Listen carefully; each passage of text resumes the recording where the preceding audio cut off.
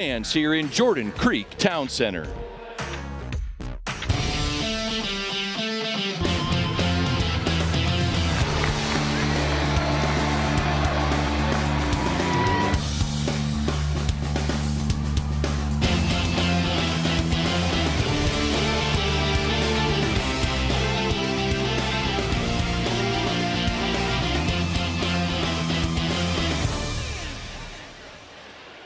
Good evening and welcome to Jordan Creek Town Center in West Des Moines, part of the Drake Relays.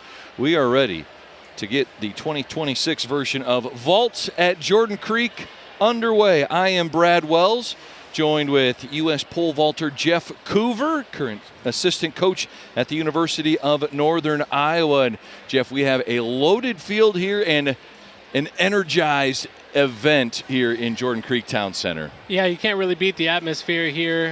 The field is unbelievable. Some of the top American pole vaulters absolutely here at the Drake Relays Mall Vault.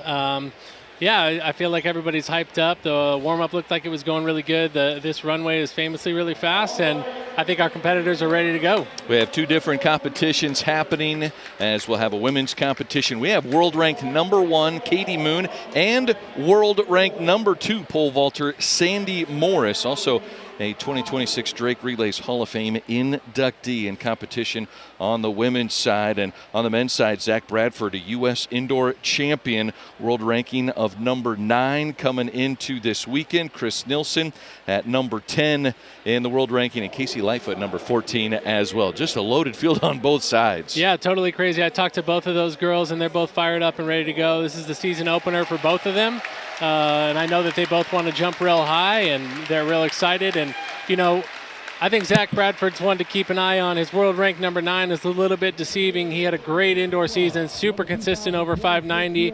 I think if there's somebody that's going to target that Drake Mall Vault record of 590 that was set by Casey Lightfoot, it would be Zach. His consistency has been unbelievable in 2026. Came off a season best 6.01 meters at the U.S. Indoor Championship. 6:01, a huge mark. There you see the women's competitors here in our order of competition, as we will send it down to Mike J. as he introduces our top-tier world-class athletes competing tonight. Welcome back to Des Moines. Representing Nike, Emily Grove.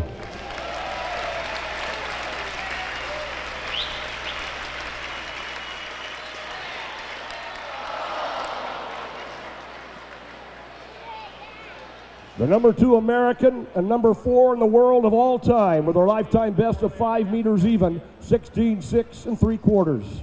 Two-time Olympian, winning silver in Rio. 10-time world championship qualifier. Two-time world indoor champion and a world outdoor silver, 4-time world outdoor silver medalist.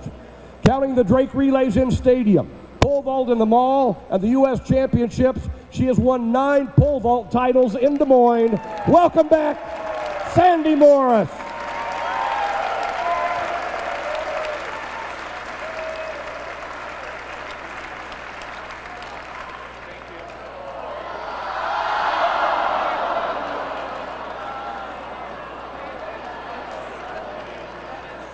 The #3 American of all time and #5 all time in the world with her lifetime best of 495, 16.2 3/4. She won the Olympic title in Tokyo, won silver in Paris, 3-time world outdoor champion, 2-time world indoor medalist, 7-time U.S. champ and the Drake Relays runner-up in 2021. Representing Nike, Katie Moon.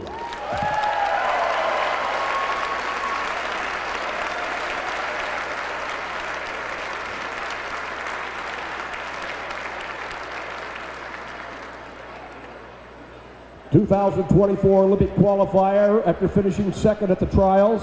He was the runner-up in the 2025 and 2023 U.S. Indoors. Jacob Wooten.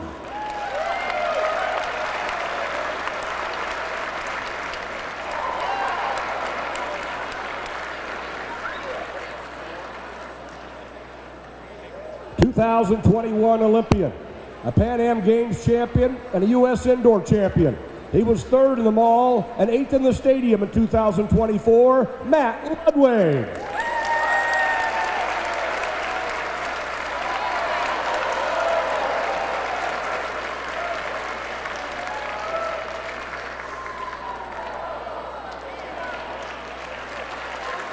He's been a world outdoor finalist. He was fourth in the ball in 2024 and fourth of the Drake Relay, or second rather, at the Drake Relays in Stadium. Cole Walsh.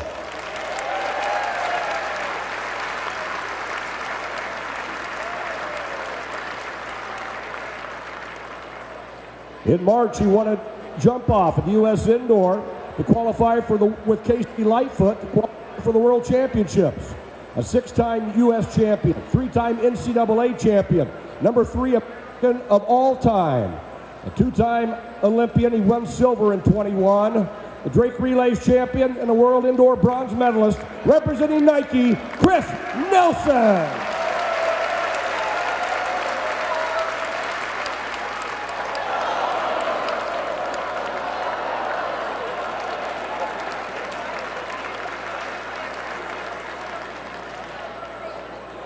(2026) U.S. Indoor champion. He went on to finish 5th in the World Indoors.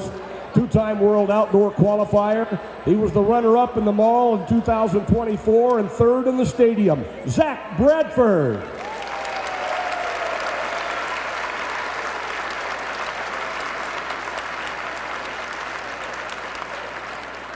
And our final competitor, the American record holder at 6:07, 19 feet. He was 4th in the Olympics in Tokyo, a World Indoor and Outdoor qualifier.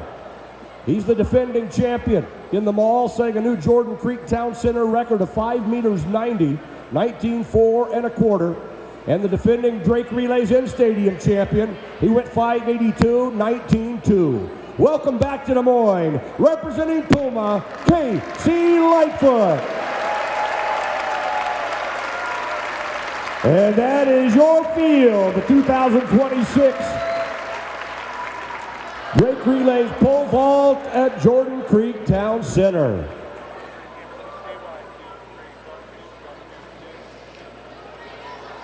All right, Jeff, we've got 3 men who have cleared a 6-meter plus bar. All 6 have gone 583 or higher at some point in their life.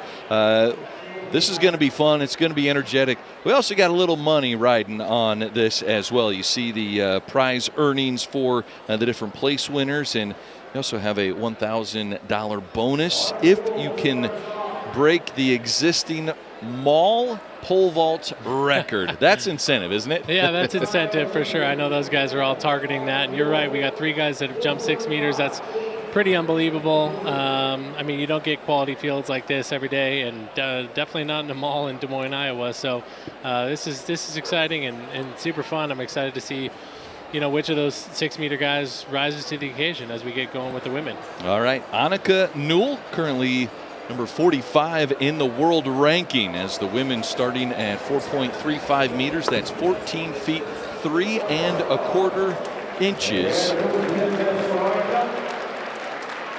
And as you see them warm up too, definitely it's a unique environment with the background of fans and a wall really 15 feet or so away from the bar. Yeah, that backdrop there can kind of rattle you at first. It's a little bit unsettling, kind of taking off and seeing the wall kind of coming at you. But as you you know, take a few jumps, you get used to that sort of thing and sort of start trusting your spacing and trusting what the view looks like on the way up. So I definitely expect that Annika will get that dialed in the next couple jumps here.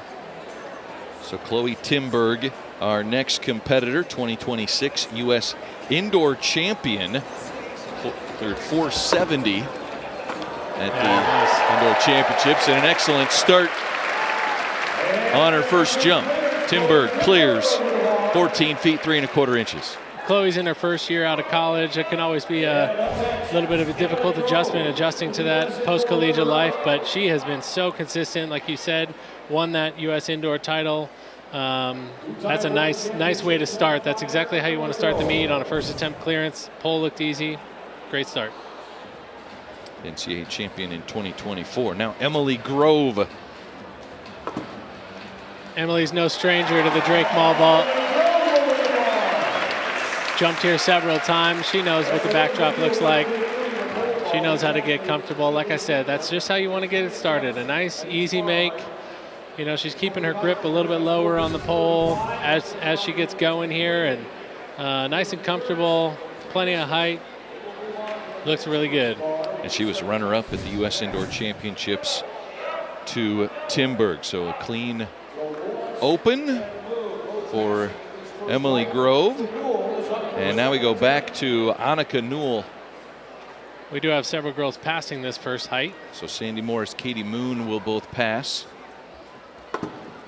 Newell's second attempt clears it. 4 jumps, 3 clearances. That's pretty good for a first height. So I guess we'll switch to the men. Yeah, Annika got it dialed in here. I think she scooted back just a little bit, gave herself some room to run in there. Like I said, this runway is really fast. And with a fast runway comes long steps. Most of these athletes are going to have to back up just a little bit and get used to that space coming in. So Annika takes a look at the video of her last jump. The Canadian has a PR of 470, and we get ready for the men as they readjust the bar. We'll start at 535. That's 17 feet, 6.5 inches, and a great look at the run rate coming right at the bar here inside Jordan Creek Town Center. Yeah, it's really a cool setting. I mean, there's not enough that can be said about just, you know, the work that went into the setup, that goes into the setup every time we do it here, and you know, the attention to detail with, you know, putting the crowd where they can see it up close and personal. Obviously, you can see a lot of love from the young ones getting to see this really unique competition. And you saw the competitors in the men's field on screen. Those are the world rankings. We have 5 athletes that are in the top 25 of the world rankings. We'll get it started with Jacob Wooten, the only competitor without the world ranking, but at the U.S. Championships was runner-up at the 2024 team trials. Yeah, he made that Olympic team. Jacob's really consistent at U.S. Championships, just always seems to bring it right at the right time. He had a little injury indoors, so didn't jump a whole lot, if at all, indoors, but getting going now. Oh!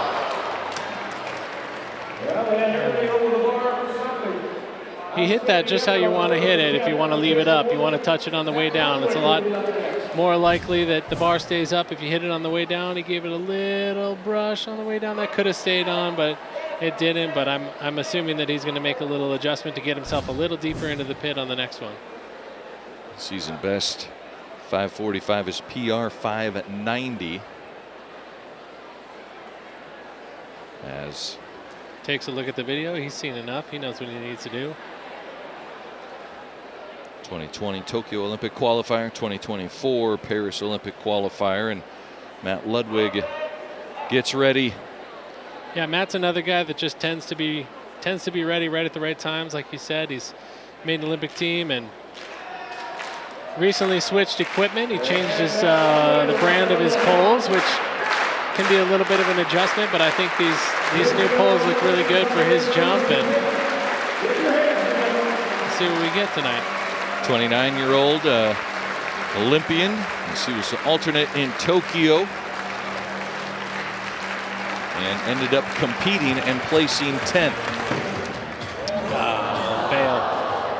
The pole vault world, we call that a bail. That just something didn't quite feel right off the ground as he was leaving the ground. He knew it was not going to be a successful attempt, so just went ahead and bailed on it. But like you said, one of my favorite things about Matt, he was the Olympic alternate. They called him about 2 days before the preliminary round in 2020 and said he was in because of a positive COVID test from Sam Kendricks. And he got on a flight. I think he landed at 4 a.m. or something, and the prelim was a few hours later, and he got out there and he was jumping at the bar that made the final, almost did it. So just really cool resilience from Matt. He was kind of an anytime, anywhere kind of guy. So we'll look to get a clearance out of him on the next one as we come to Cole here.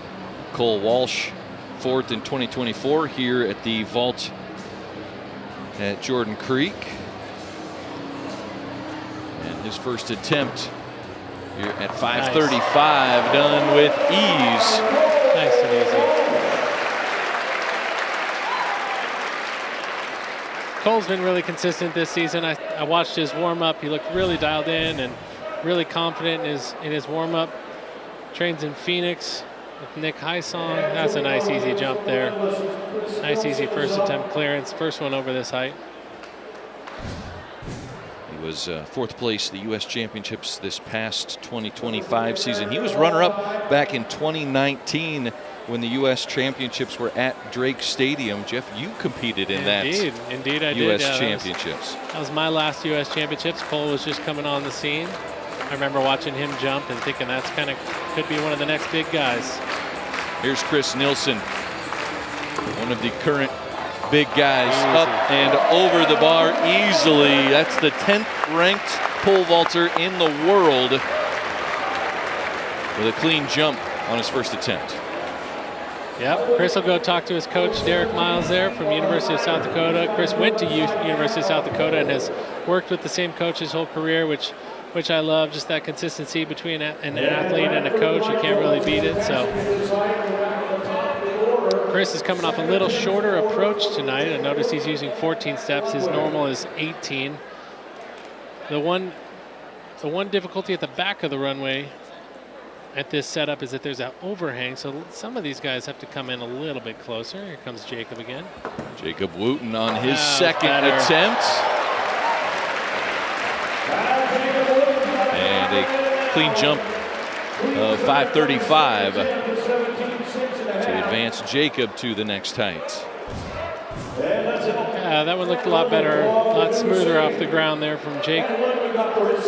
One thing with the pole vault, you can make an adjustment on the standards, so you can effectively move the crossbar forward and backward compared to where the plant box is, and that's up to the athlete to decide. I noticed that Jacob did not make any adjustment to his standards even after landing on it just a little bit on the first attempt. That's usually a sign that vaulter thinks that they can get themselves a little bit deeper on the pit on the next attempt. So made a good decision not making an adjustment there.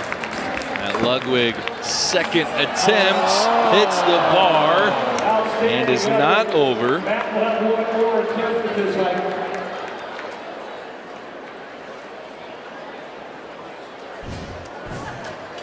Not quite. That was obviously a lot better. His first one, he had that bail, so you know, obviously something was way off on his first one. That second one was a lot closer, a lot better.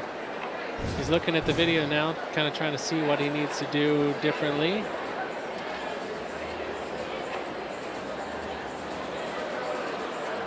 I was kind of wondering if he was going to pass his third attempt, but it looks like he's going to go back there and take it. You can elect to pass any attempt that you would like. You're out of the competition when you have 3 misses in a row.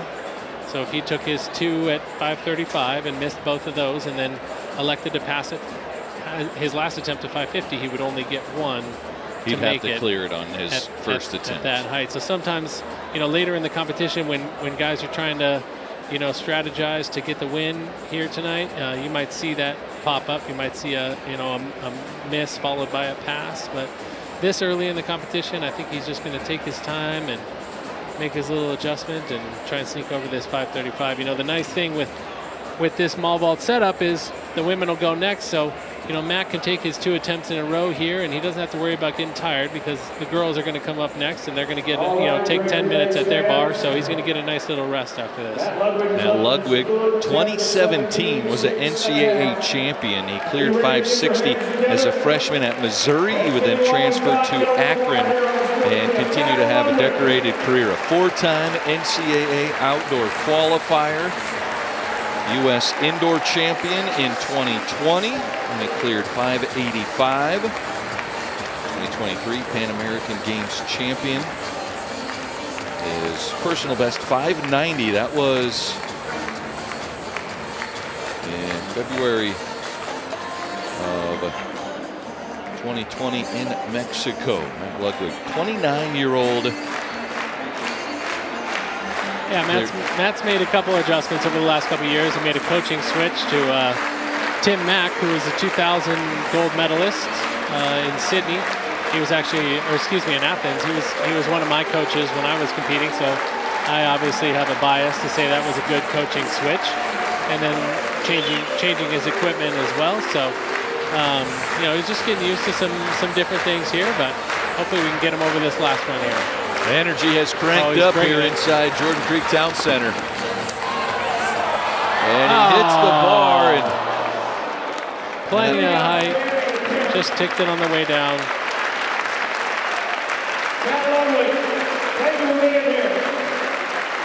Matt Ludwig, 3 attempts at 5:35. We will be back with more pole vault action. World-class athletes are going up and over here in West Des Moines.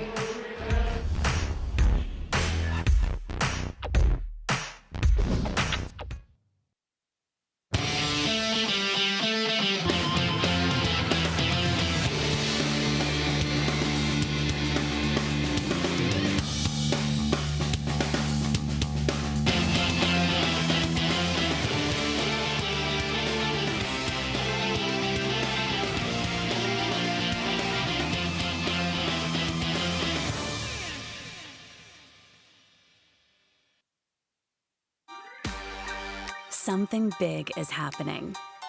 It's here. Mediacom's most powerful technology yet. Groundbreaking internet. With speeds up to 2 gig, our fastest yet. And the next generation of wireless with Eero Wi-Fi 7. Reimagine home internet. The future is now.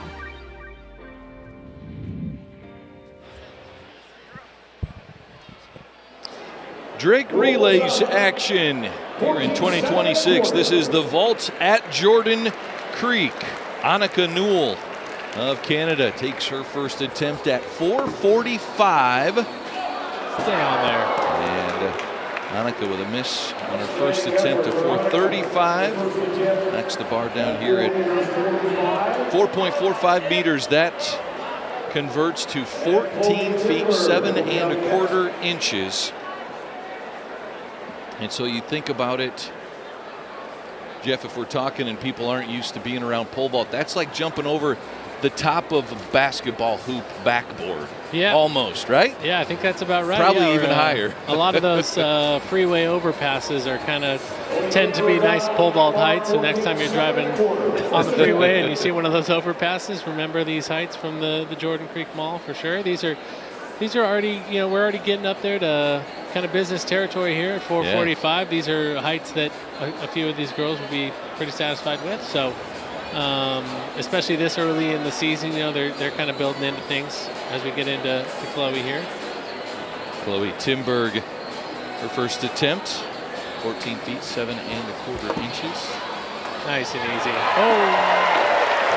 Raises the bar, but it stays up. A clean jump on attempt number 1 for the 2026 U.S. Indoor Champion. Yeah, I love Chloe's jump. She's so powerful at the takeoff and then kind of stylish at the top, popping off of that and wiggling her way around that bar. Speed is everything in the pole vault. You can tell that she knows that. She's bringing everything that she's got, converting it through. The pole bend's nice. She catches it and a little whoops. I like that. Plenty of height over the bar there. She's feeling good. 2 jumps in, 2 makes. She's in good territory. NCAA champion in 2024. Just 2 years ago, she was an NCAA champ, set an NCAA championships meet record when she jumped 471. Emily Grove, attempt number 1. And 2 clean jumps to start the competition for Emily Grove. So you'll notice here, if we get a replay of that one, that she had a little tickle of the bar on the way up. As she was going up and over, she just gave it a little brush right there. So that pole looks a little bit too soft for me. All these pole vaulters will bring 6 or 8 poles to the meet, and as the height gets higher and as they bring more speed, they'll need to use a little bit stiffer one. So that's actually a really good sign that she was able to make that bar, even though the pole might have been just a hair soft. So her and her coach Derek Miles talking about that now, and I would expect that she's going to go back there and grab another pole for the next height.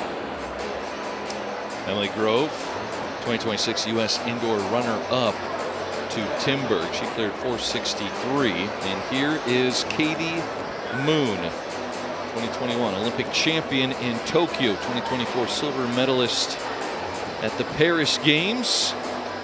Will take her first jump here inside Jordan Creek in 2026.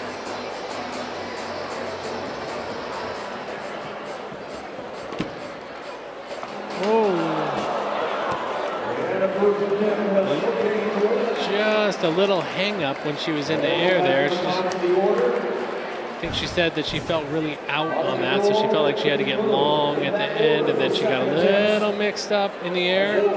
I'll tell you that if she can iron that out, it looks like she's on a pretty good sized pole that I wouldn't be surprised if she puts a smooth one together on the next one if she goes way up in the air. So we'll see what we get out of the next attempt, but just a little kind of ease in one. You know, one thing I like to see is she's starting at 445. She probably has that 480-ish, or if not 490 bar in mind. She's starting nice and low and just trying to ease into things and kind of dial things in as the competition goes.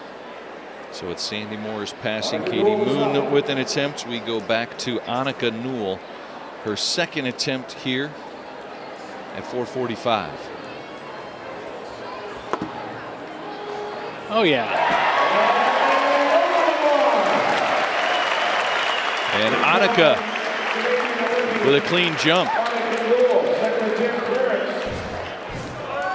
One thing I really like to see when I'm watching pole vault is where the jump goes in comparison to the crossbar. You see that one's right down the middle, right over the label of the bar, right over the box. All of that energy is getting directed directly upwards. Sometimes when they get a little off balance coming into the takeoff, they'll get knocked a little to the left, a little to the right, but what you'll notice usually is that their best jumps happen right down the middle. Annika is a three-time Olympian. She competed 2016 games in Rio, competed in Tokyo and in Paris. So Katie Moon now, her second attempt. Her season best, 470, cleared February 19th in France. As her only meet of 2026 so far. She only has competed once.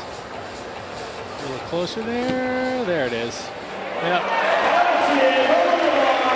And you could tell before she even left the runway that she had a good jump.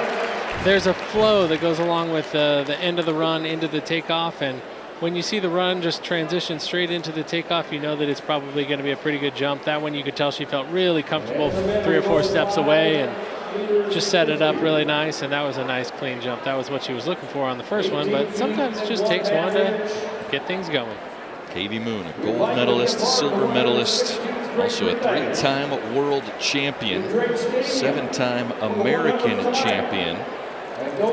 Another thing I love about the pole vault, there's Derek Miles working with Katie. Derek's not Katie's full-time coach.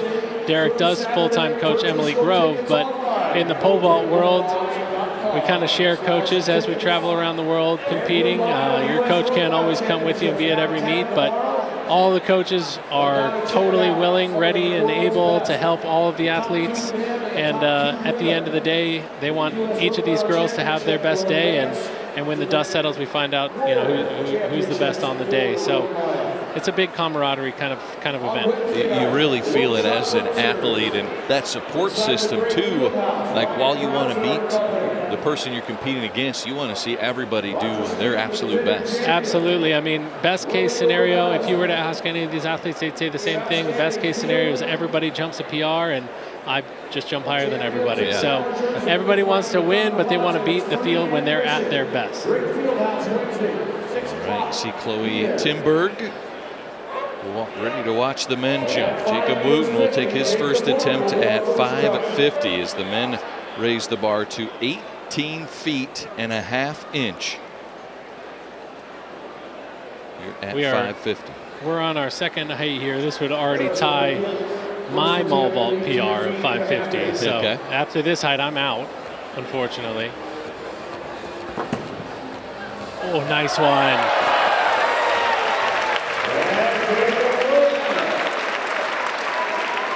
Jacob Wooten.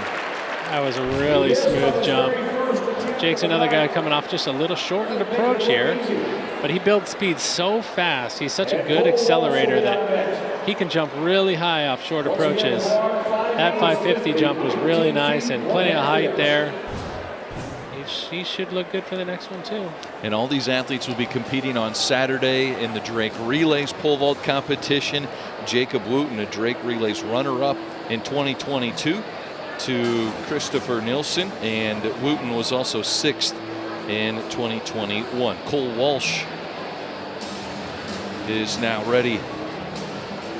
Yeah, University of Oregon grad. He was only an 18-foot pole vaulter in college, but like I said, his first USA's was my last, and I remember watching him jump right when he was coming out of college and just thinking there's a whole lot more in the tank for this guy. He's been one of the most consistent pole vaulters around for the last 6 or 8 years. Well, he's a little under on that one. So you notice he got kicked a little to the left there. Cole's another guy, his best jumps are always going to go right down the middle. He was a little labored at the end of that run.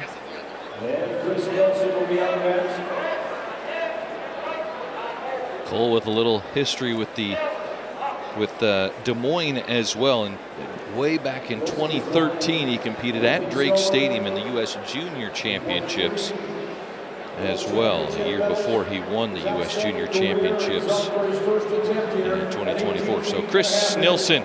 That's really going to date me because I also jumped in that U.S. Championships, not as a junior, as a senior.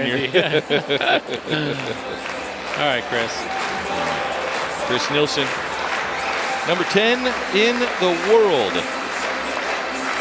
I'll take his first attempt at 550, a 6-time U.S. champion. Nice and easy.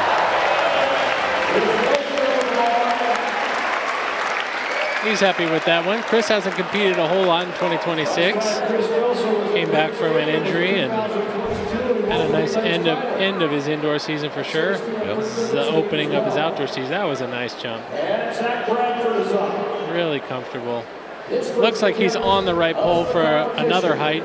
You know, when they go up in the air and they almost tick it on the way down like that, you could tell he was kind of trying to shape his body around the backside of the bar there. That's a good sign that they're on the right pole to jump at least 1, maybe 2 more heights on the same pole. It's always nice when you don't have to change your equipment between jumps. This will be the first attempt for Zach Bradford, the 2026 U.S. Indoor Champion winner, and asking for the crowd to get involved in. What do you love about just the energy that the crowd's able to create so close to the runway and the vault pit? Yeah, it's unlike anything else. Usually when you're getting these claps, they're coming from up in the stadium, and you know, here you're running right past, probably 6 feet away from some of these fans, giving you a nice encouragement. The fans might want it even more than the athletes, which we love.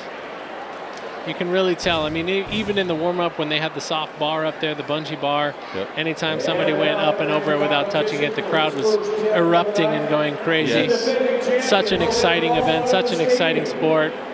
You know, folks in Iowa don't get too many chances to watch the pole vault outside of events like this and the Drake Relays, so I think that they are really enjoying it.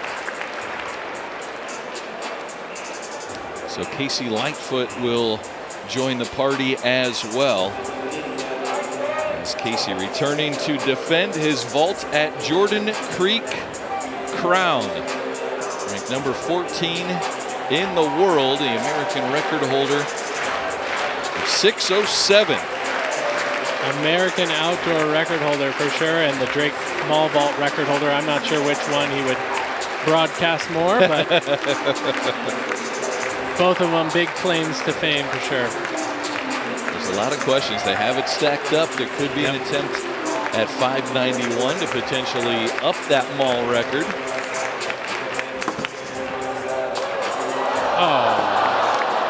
Same thing, a little tick on the way down. You know, sometimes that end of the warm-up and then skipping the first height can kind of interrupt your rhythm just a little bit. I saw him in warm-ups, his last warm-up, he put the bar at 570, 18.8, and he went way up and over it, nice and easy. So some of these guys probably just needing a jump or two to get their rhythm going again. That's why I like to see athletes starting low, working their way into things and just getting a rhythm, especially like I mentioned earlier in an event like this where you're going to get a long break after every height while the next gender takes over. So, Jeff, how about the workload of vaulting on Monday, coming back competing again on Saturday. Is that taxing? Is that about a pretty good rest break? I think that's pretty good. You know, they'll have time to have a rest day tomorrow, probably get a training day in on Wednesday or Thursday, and then come back on Saturday. You know, we used to do this when I jumped in it. We used to do it on Wednesday, and there was at least 1 or 2 years where we went Wednesday, Friday. So that was more difficult to manage. These guys will be okay with those couple days break. They're pretty used to that sort of rhythm. Oh yeah. Back to Cole Walsh, who clears 550 on his second attempt, and 3 will advance to 565 with Zach Bradford and Casey Lightfoot. He really committed to that leading their takeoff. second attempts. You could tell that his kind of only mindset on that was just make sure to commit to the takeoff. What that does is helps the pole to move into the pit a little bit further. He came up a little short on the one before it, and you could tell he you know, sometimes you're in a mindset of you have a certain pole in your hands that you know you can maybe jump 570 or 580 on a perfect jump, but on an imperfect jump, as long as you get the pole moving, you're going to be up and over 550, and that looks like that kind of jump for him for sure. Nice and smooth. All right, Zach Bradford, his second attempt here at 550. A 3-time NCAA champion back in 2021 and 2022. He's the best in collegiate vaulting and made that one look easy. I've mentioned it before, but the one before it, he went off to the left, kind of got a little stuck by that left standard. That one went directly right straight down the pipe, right down the middle. As soon as he took off and he was going down the middle, I knew that was going to be a good one. It's just a really good way to watch pole vault is to see where the jump is headed in comparison to the pit or comparison to the crossbar, right over the label there in the middle of the pit. That's a really nice jump. He'll be happy with that one. Nice and high in the air too. Zach Bradford, the 6th 2024 U.S. Olympic trials. Took 8th at the World Championships in 2023. It was the Indoor Championships. Is 6:01 this year. 4th best jump in the world this year. And there you see Casey Lightfoot getting set for his second attempt.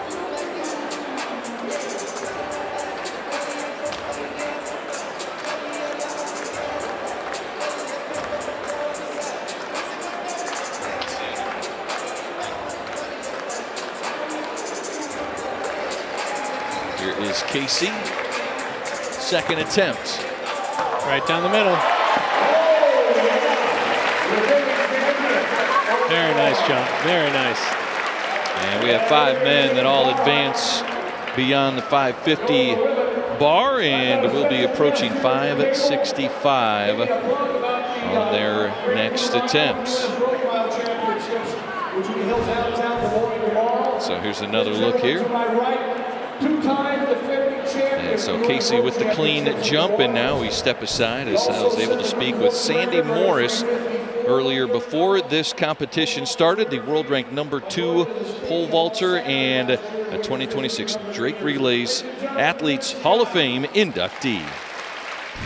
Thank you so much. Well, you know, no pressure. I feel like I got to show up today. I'm getting in the Hall of Fame later this week, but no, this will be my season opener, and I thought what better way to come into the mall and open my season for 2026 in this atmosphere. I'm excited, and I'm just honored to be inducted into the Hall of Fame. An opening.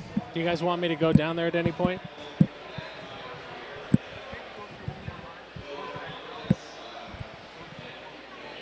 Sounds good. All right, so there you hear from Sandy Morse. Yeah, you go into the Hall of Fame. I like that they put current athletes in because fans Absolutely. can come and see, hey, here's an athlete at the top of their game right now, compete. Yeah, to get to do a Hall of Fame induction and jump twice in the same week, that's a fun week in Des Moines for Sandy Morris for sure. And yeah, it's great for the fans. They can know that this is an athlete that has done some incredible things here at the Drake Relays and is looking to add some more.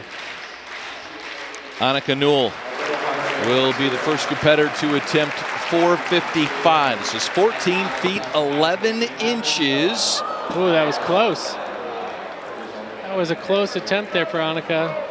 4:55 would be a solid height to get her season going for sure. That looked like a nice run and a good takeoff. She's putting together some really consistent looking jumps. Just has to get the one that's in the right place at the right time. You see there, she's getting video from Emily Grove's fiance, so you know everybody's contributing here today. Annika has a PR of 470 and cleared 461 at the Arkansas qualifier in the later part of February. Talk about, Jeff, professional athletes. We mentioned it's an opener for some of them competing for the first time. It's a progression, right? You want to be peaking towards the end of the season. Yeah, absolutely. I mean, these guys are excited, and this is such a cool and great way to kick their season off because the energy is high. You know, it really is a good opportunity to get their season going in a really positive way and get a really good result early on that they can build off of. But there's no doubt that they want to build from here. They want to start, and then they want to build through the U.S. Championships and obviously beyond. Chloe Timberg, her first attempt at 14 feet 11 inches.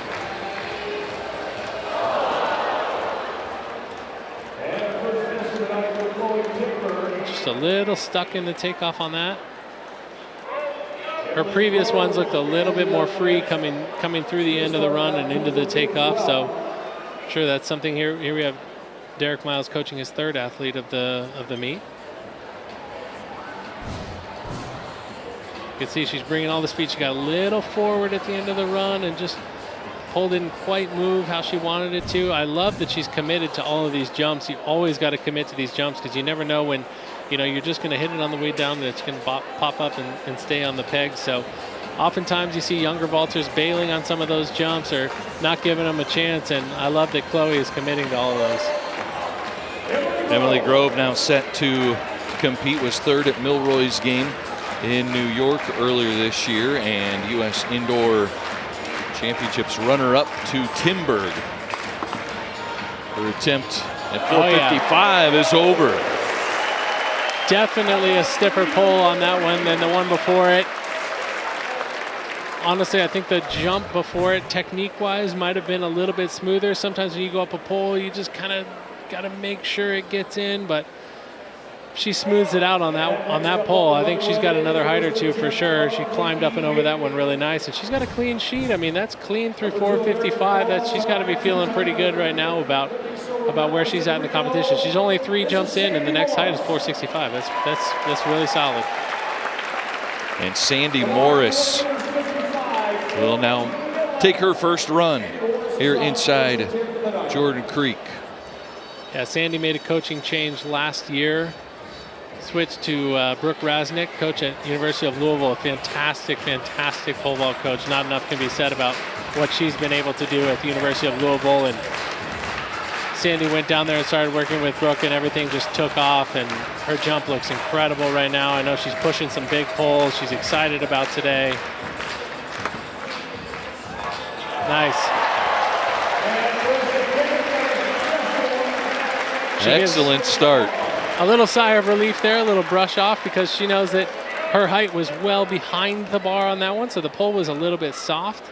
She's moving really fast through the zone, so through the area where you want to clear the bar. She had to do some fancy footwork to get out of the way of it, but landed really deep in the pit. So that's kind of really what you want on your first attempt, is for the pole to move really easy and for your height to be behind the bar. That means you started at the right height with the right pole. So she'll definitely make a pole adjustment on the next one.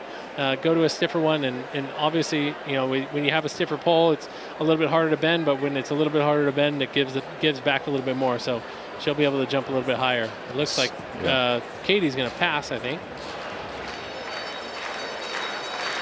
So Katie passing at 455 as Annika Newell, her second attempt.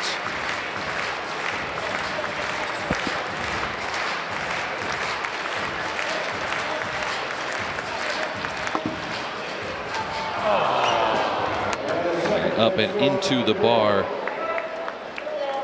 I think she made a standard adjustment between the first and second attempts there, moved them forward just a little bit, and I actually thought that looked like a better jump, and if the bar was a little further back, she might have had a chance at it. That was a pretty good jump, so I wonder if she's going to move him back again, or she could change poles as well. All these jumps from Annika look really good, and you know, pole vault technique-wise, this is, you know, some stuff that you'd want to replicate. She just needs to get it dialed in at the right time. All right, so Chloe Timberg will have her second attempt.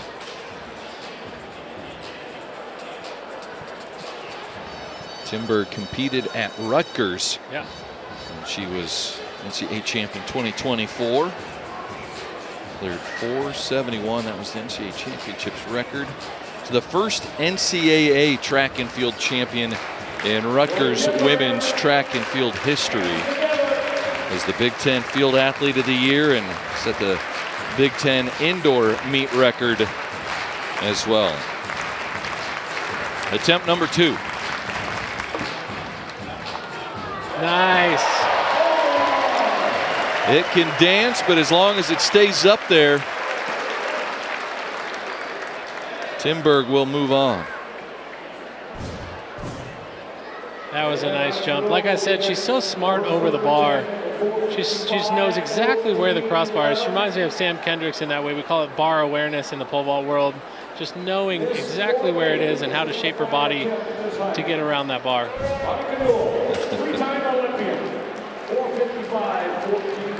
And so Annika Newell will have her third attempt at 4:55. Annika, 3-time Olympic qualifier for Canada, Canadian national champion in 2018. That was when she cleared 4:45. This is an attempt at 4:55.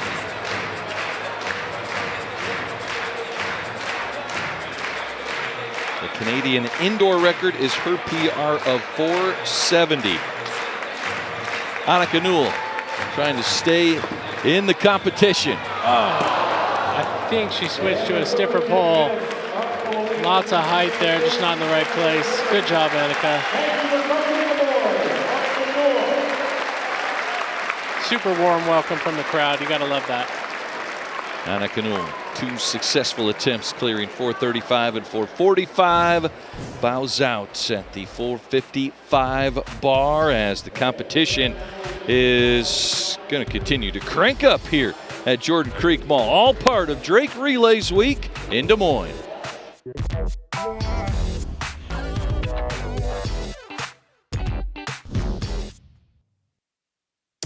If you love your phone, like can't eat, can't sleep, can't live without it kind of love, but you don't love your big cell bill, get Mediacom Mobile.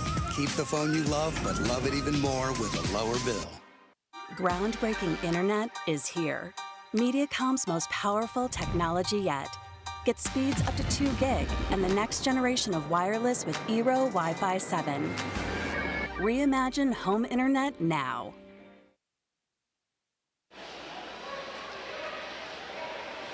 Walk inside Jordan Creek Town Center, and today you'll be walking into an elite athletic competition. The vault at Jordan Creek Town Center, all part of the 116th Drake Relays. It was here in 2024 on the mall's 20th anniversary, and it returns. Pole vaulters primed. Some of the most competitive elite showcases in relays history today and on Saturday. All of these athletes and additional competitors will be competing Saturday at the Drake Relays Elite Pole Vault Competition as Jacob Wooten makes his first attempt at 5:65. He cleared 5:50 on his first attempt. At 5:65, we're getting to some serious territory here. Jake was pretty close on that one. Just gave it a little tick on the way down. He's got his standards in there pretty close. I can tell looking at kind of the side of the standard base, there's a few Drake Relays workers there moving them back and forth, so I'm kind of keeping an eye on whether the athletes are moving their standards around or not.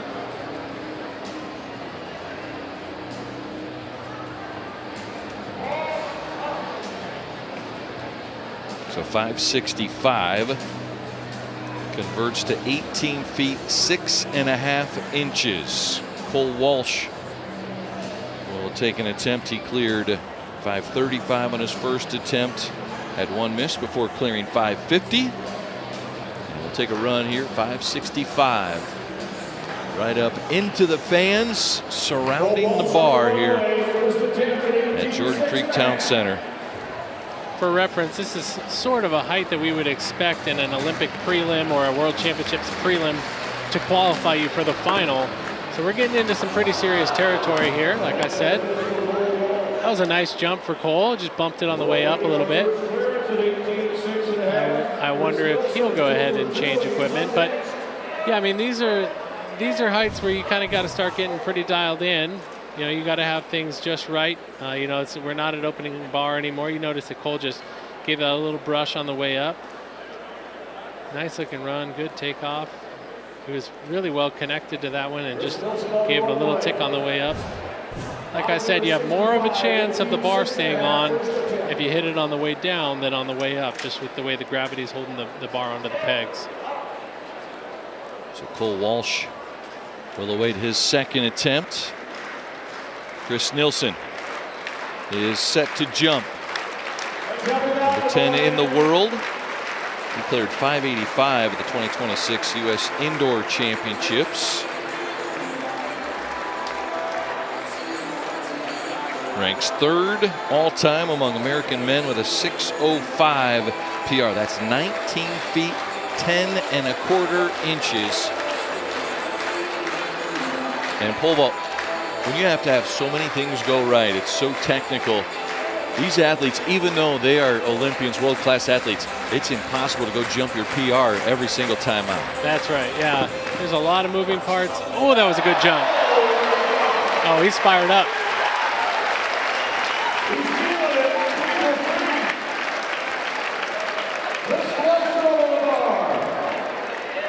You know, not to read into their body language too much, but I've watched Chris jump a lot.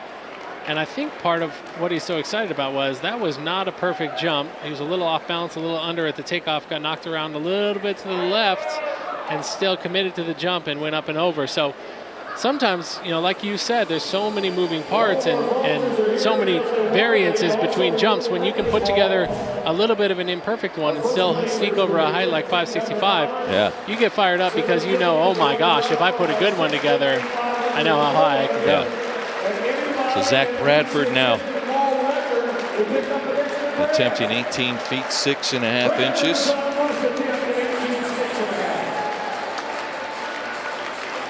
Bradford again was runner-up in 2024 here at the vault at Jordan Creek.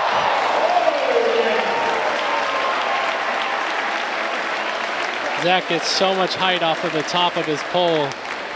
At the second part of his jump, you'll notice he just kind of lets go. He's kind of a littler guy, and he's loading up some pretty big poles, and he's holding down a little bit, but he gets shot up in the air so high. It's something that we're always watching with Zach. As pole vaulters, we're watching him, just how far he's able to get above his grip with seemingly little effort. You know, for reference, most of these guys are probably on 16.5 or 16.8 long poles, and the bar's at 18.6. So you do the math. Your box is 8 inches deep as well, so that takes some grip height away. Most of these guys are getting close to, if not exceeding, 3 feet above their grip height, which is where the bar is. So pretty serious stuff. There's Casey Lightfoot, the champion here in Jordan Creek in 2024. And he was able to hold off Zach Bradford. He has the Jordan Creek Mall record jump of 5.90. This is his first attempt at 5.65. Nice. Really good.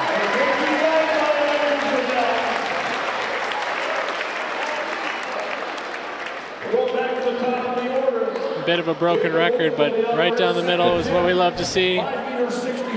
Just a really good sign that the run transitioned really well into the takeoff. He felt really good about that one. You can tell when the jump moves that smooth. He's feeling dialed in right now, and kind of like I mentioned earlier, he had nice height, almost touching it on the way down. That's perfect. That's exactly what you want. So he's not going to need to make any adjustments on the next one. You might see him maybe hold a finger or two higher on the pole, but you know, he's in a good spot where he knows, okay, if I do that jump again, I'll make the next one. Jacob Wooten, his second attempt, 565. That was a smart move. Sometimes something just doesn't feel quite right at the first step or two, and those initial steps of the run are so important for what happens down the runway. And you know, in the first 2 steps, it's not too late to pull the plug and kind of walk back and reset. Oh, he's feeling something. He's calling it.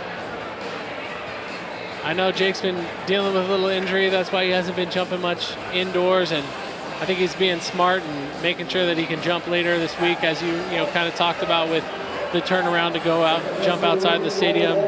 He has a solid jump today of, with that 550 over. See him grab the massager and hit his right calf. I think he's been dealing with a little bit of Achilles tendonitis and maybe some calf issues as well. So maybe he's just going to skip one attempt and try and come back for a third. Looks like it could be a cramp too. He's stretching out. So Cole Walsh now with the pole in his hands. This will be his second attempt at 565. Definitely looks like a different pole than he was using on the first attempt.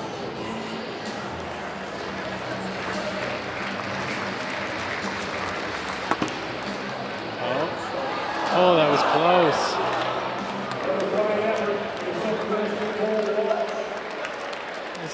It's hard to tell, and you kind of have to have a pole vaulter's eye, but you can tell when a guy is up a pole and just doing everything he can to make sure to transfer as much energy as he can into the takeoff. You see him kind of bury his head into the takeoff, just making sure that pole is moving in, and then because of that, he just sort of missed the timing on the swing up, so he got a little stuck right there, but still almost snuck over it. So, the thing that he'll take from that is, all right, if I can catch another takeoff that feels something like that, I should be able to swing up nice and smooth, and the pole will be right, and he could get kicked over the bar. So, that one definitely looked like a typical jump that a vaulter will have after they switch poles. They go up. They just want to make sure that the equipment is right, especially on a second attempt there. It's not do or die. He still knows he's got a third one, so I think he'll feel more confident on the next one. Now Jacob Wooten grabs the pole. He jumps back on the He's going to hop back out runway there. Here, yeah. I think usually that's a sign that he's got a little bit of a cramp going on. I don't think he would keep going if he had an injury that he was worried about. So I've dealt with calf cramps before, and they can be tough. Once they start on a certain day, it's hard to get them to go away, but we'll see if that massage gun did its trick. Now. And he's going to wave to the crowd. That'll be it for Jacob Wooten today. Just unable to feel it right, but cleared 18 feet and a half inch.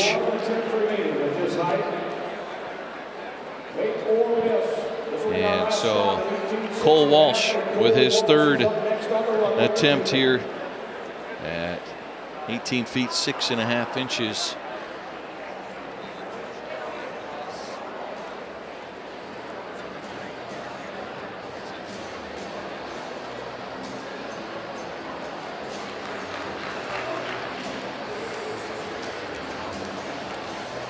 So Walsh getting sent here. 2 years ago he was fourth. He was runner-up in the elite competition after finishing fourth here inside Jordan Creek. 2 years ago was third back in 2022 at the Drake Relays.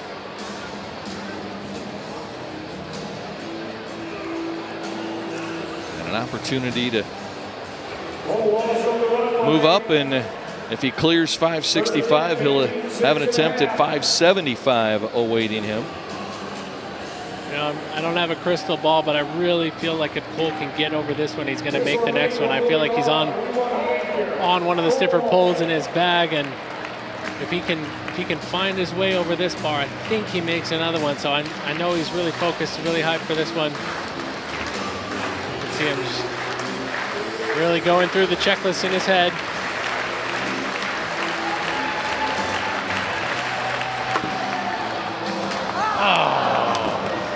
Got it on his way up, and that will be 3 misses and an exit for Cole Walsh.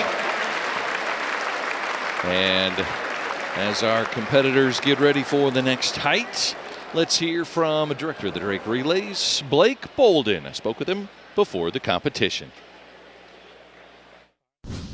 Yeah, number 1, number 2 in the world in the women's event competing today. Grand Blue Mile is tomorrow. You got Shot Put indoor series coming up on Wednesday. So many events leading up before we even get started on the track. Really builds the hype. Yeah, absolutely. Tonight is just the start of several big world-class competitions before the biggest of them all here in Des Moines, the Drake Relays on Saturday. Tomorrow night, the U.S. 1 Mile Championships for the 10th consecutive year. This year, it will select Team USA for the World Road Running Championships. And then Wednesday night, we're thrilled to welcome back Ryan Krauser and the World Shot Put Series. And I can't wait to see Roger Steen with that big heavyweight championship belt as he takes the ring. And then we get ready for the track. Every athlete that's here tonight will be competing in Drake Stadium on Saturday, a 2-hour live broadcast nationally in the U.S. on CBS Sportsnet. And it's this same field, but on the men's side, we add Sam Kendricks, who's an Olympic medalist in his own right. So what a great week in Des Moines. A couple of Hall of Famers going into the Drake Relays on the athlete side. 2 pole vaulters specifically, Sam Kendricks, as well as Sandy Morris, who's competing here tonight. And we have comments from her that you'll hear through this broadcast as well. Really fun to have them come back, continue to compete, and put on a show as Drake Relays Hall of Famers on Saturday. That's right. They are 2 of the very best, not just in Drake Relays history or American pole vault history, but in the history of the world in pole vaulting. Just 2 iconic figures. Thrilled to celebrate them both, and of course Sandy here tonight in the mall. All right, plenty of reasons to get out to Drake Stadium this weekend and find all the fun events that are happening around the Drake Relays this week here in 2026. All right, we move the bar to 465. This is 15 feet 3 inches, and the first attempt for Chloe Timberg is in front of us. Timberg cleared 435, 445 on her first attempt and cleared 455 on her second attempt, and knocks the bar down here on her first attempt at 465. And we have sent Jeff Coover down. He is next to the runway and will be joining us through this competition. As Emily Grove, 3 clean jumps for her, and now will attempt 465.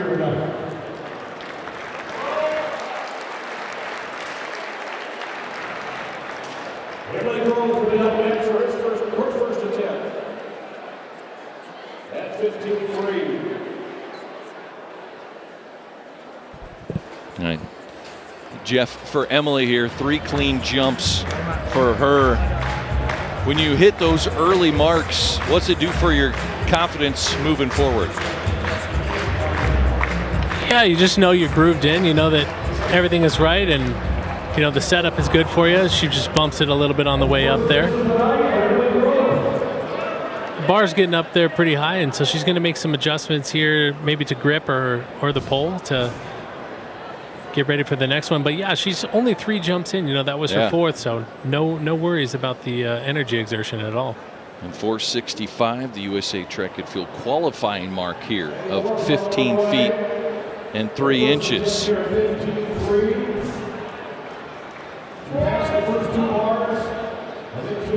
And so Sandy Morris now with her second jump of the competition. She had a clean jump at 14 feet 11 inches, and now ready for her first attempt at 15.3.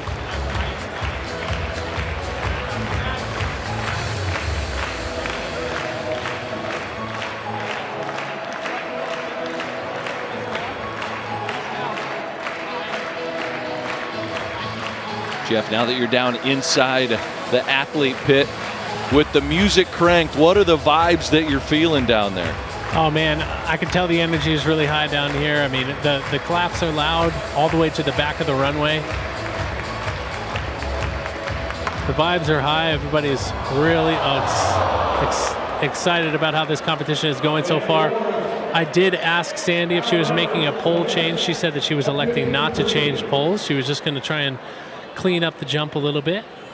I did think that looked like a cleaner jump. She was really high in the air here, so. Got over it cleanly, hit it on her way down. As we see the replay.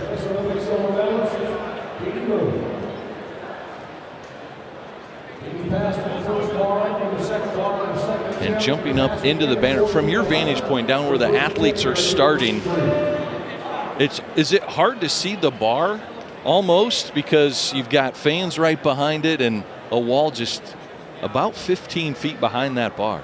Yeah, you know, I think in between one of these jumps, I want to ask one of these guys if we can get the camera on us after one of these jumps, what the feeling is like as they're leaving the ground, and you know, with the backdrop and everything, and whether they're having a hard time getting that dialed in or not. But it feels like everybody's jumping pretty well. Yeah. Here's Katie Moon,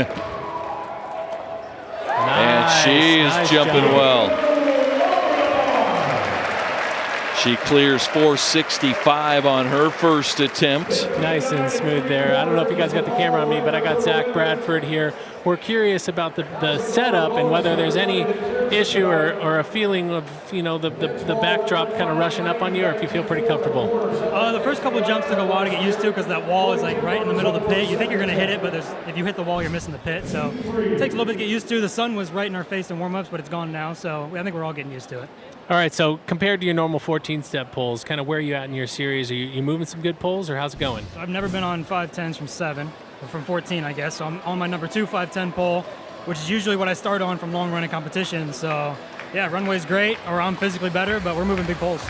Yeah, I can translate that and just tell you guys at home that means this is a really great place to jump. And Zach can jump 590 or higher tonight, so. I love it. I love it. Look forward to that. Timberg's second attempt. That was a nice jump there for Chloe. Again, just really trying to shape herself around the bar and doing a nice job, coming pretty close to getting a make out of that.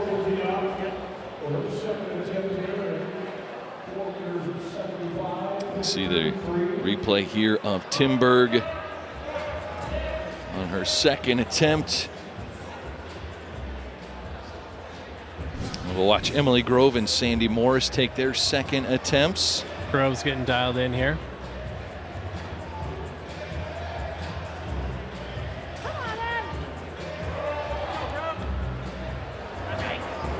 Emily Grove, 2026 U.S. Indoor runner-up. 3 of her top 4 competitions have all come in the last 12 months. Her 3 best jumps, July, and August of 2025. Oh, that was a close attempt, too.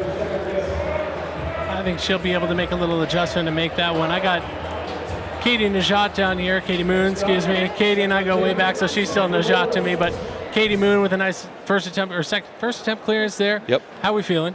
Feeling good, yeah. First meet, you're a little like Bambi, just getting your legs under you, feeling things out, getting used to the adrenaline again, but feel good. You know, the thing I noticed that I love, you're getting coached by Emily's coach. Yep, Derek is the best. I feel like if I can't get coached by Brad, Derek is top tier. So, and Emily always jumps well when she jumps with my coach Brad, so it really is awesome when we get to share. Okay, so we change the poles the next jump? Yep, going up a pole, going up in grip. Going up a pole, up in grip. Okay, so what's the expectation on this next jump? Really just kind of replicate what I just did. That was finally a good controlled run, but powerful, and that was a blow-through make, so just do that again. All right, let's go. This is a good place to get it done. So here we go. Sandy Morris coming up. Second attempt. Second attempt at 465 for Sandy Morris. A busy week ahead, as we've mentioned, getting inducted into the Drake Relays Athletes Hall of Fame, and will compete again on Saturday with all of these competitors in the elite pole vault competition. And a pass, a good jump on attempt number 2. for Sandy Morris. Really nice jump there by Sandy. She got her run really dialed in on that one. She was right where she wanted to be on the runway. Sometimes her mid-mark kind of halfway through the run can get a little bit inconsistent, but on that one it looked like she got right to where she wanted to get. Plenty of height over the bar, and she joins the party over 465. All right, so we'll go back and have two more athletes attempt their third attempt.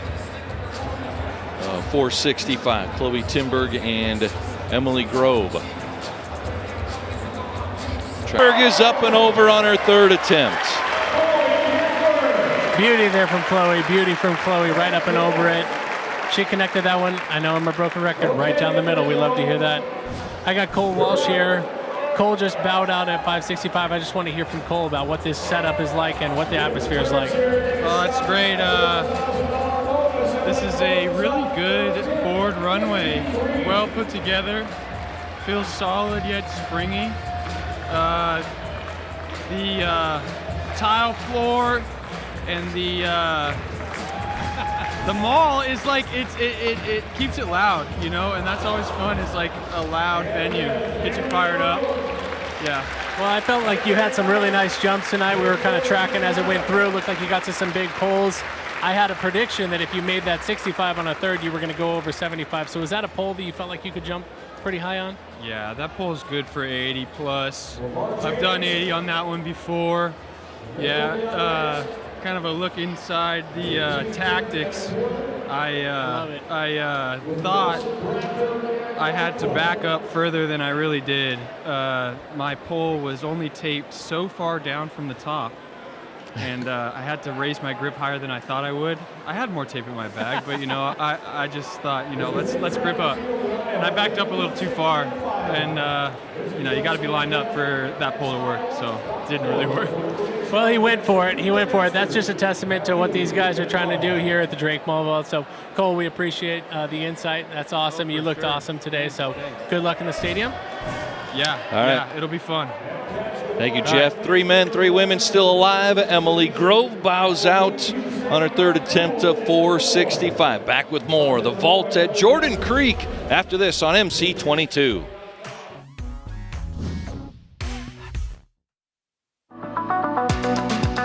Hi, I'm Chris from Fireplace Superstore. Outdoor furniture season is here, and we've got you covered with the best selection in Central Iowa. We're featuring Poly Furniture by Berlin Gardens. Once you've seen the fit, finish, quality, and materials of Berlin Gardens Poly Furniture, it makes everything else look like it was built in somebody's backyard. We also have Iowa's best selection of aluminum, wicker, wrought iron, cushion, and sling. Fireplace Superstore, just west of Homemakers at 109th and Douglas. Future vaulters looking on here inside Jordan Creek as pole vault competition of the Drake Relays. The vault at Jordan Creek, the bar to 475. Chris Nilsson's first attempt into the bar. Certainly getting to the business end of things here at 575.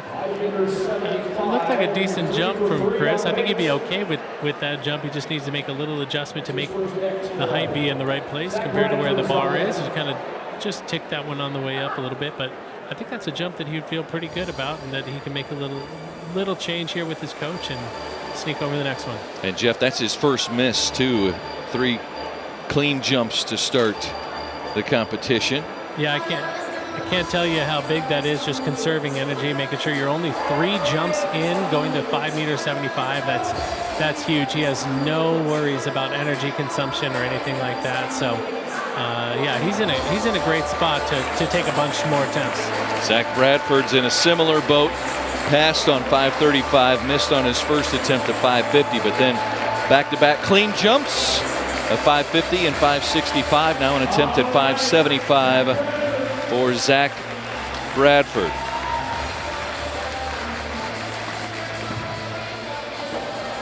Oh, he thought he left that one up there. Barely gave it a little tick. You know, in our little interview, he let me know that this is the first time he's used 16.9 poles, 16-foot long, 9-inch poles from this run. So that's definitely a testament to how good this setup is and what the energy is like down here. So he knows he's on some poles he can jump pretty high on for sure. And just the slightest graze on the way up. And so Bradford will get ready for his second attempt as Casey Lightfoot will take his first crack at 575. As the defending champion, Jeff, is there any added pressure for Casey to show up here at Jordan Creek? Oh, for sure. I mean, I don't know about pressure, but I definitely think that as the defending champion, you're feeling kind of like this is my house, you know? He knows he's got this setup dialed in. He doesn't want to come back here not as the two-time defending champion. So I definitely think that, you know, he's got that on his mind, that he has, you know, he's kind of the king of the Jordan Creek Mall at this point with that 590 jump, and he's definitely thinking about that. He knows how the crowd will assist him and how he can play into it. It's his first attempt. Yeah, the clap is nice and loud back here. You can tell everybody's way into it. And you know, one thing you gotta keep in mind as a vaulter in a setup like this with the energy like this is to kind of keep it in fourth gear out of the back and not gun it too hard and kind of run out of steam at the end of the run. No problem. I tell you what, he is earning the title of King of Jordan Creek Mall. First attempt, make it 575, looked smooth and easy. Really good.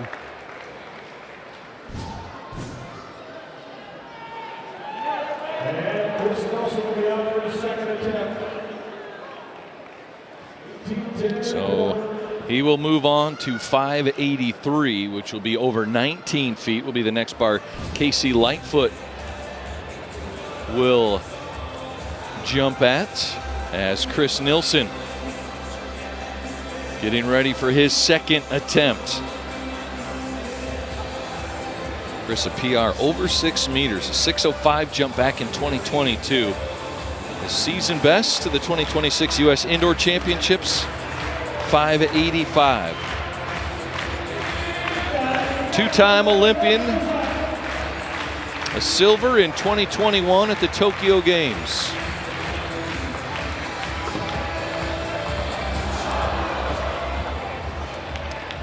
I got Casey here.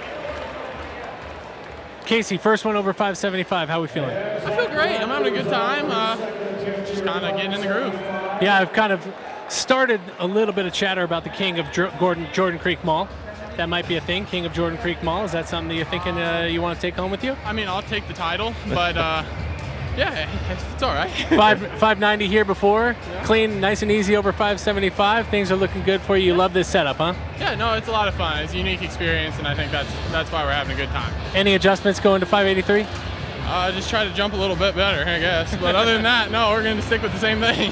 Jump better. That's expert advice. Expert advice. We love it. We love it. I have a feeling he's got that one in the tank. It could be a coach as he moves forward. What do you need to do? Just jump better. All right, so Zach Bradford, his second attempt now.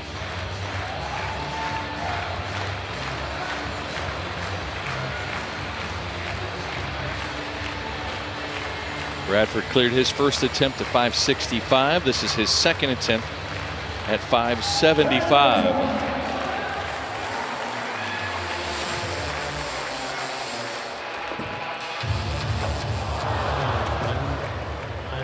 Another one just barely brushing it on the way up. He's got decision to make now, whether he thinks he can put a little cleaner jump together to stay away from the front side of the bar, or if he needs to make a pole change. I'm gonna try to get that info for us.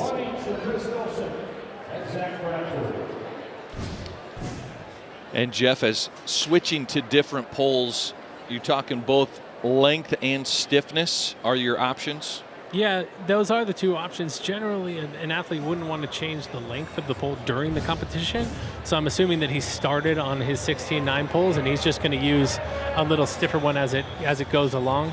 You'd really like to keep the series the same length and just change basically how hard it is to bend when you're taking off. So Let's see. You can tell. I can tell looking at him that he's kind of racking his between brain, those two isn't he? moves. Whether Yeah. he wants to change poles or whether he thinks he can do some fancy footwork to make that pole work for that height, because he knows probably that the next pole will work for the next couple of heights, but whether he can just survive the gauntlet here at 575 and get over this one.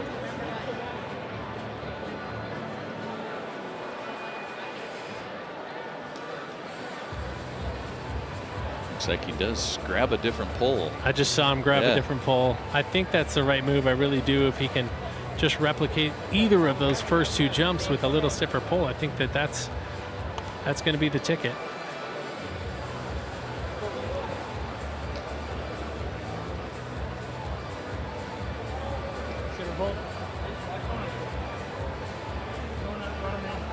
Going up, bringing the standards in. That's what I was hoping you would do, just so you know. Just so you know. They're at 70. Didn't feel like going to 80, so go up, bring them in 65. There we go. So he told me his standards were 70 centimeters past the box, and instead of leaving the pole the same and pushing the standards back to 80, he's going to inch him into 65 and use a stiffer pole. I could always be wrong, but I do think that that's the right move if he can put kind of the same jump together. All right, third attempt now. Chris Nilsson gets his started third attempt at 575.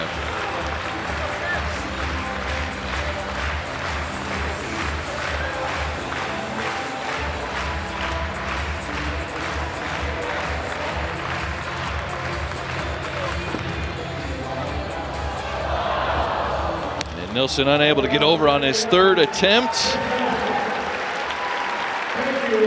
Pretty close one there, but you can tell Chris feels pretty good about his jumping today.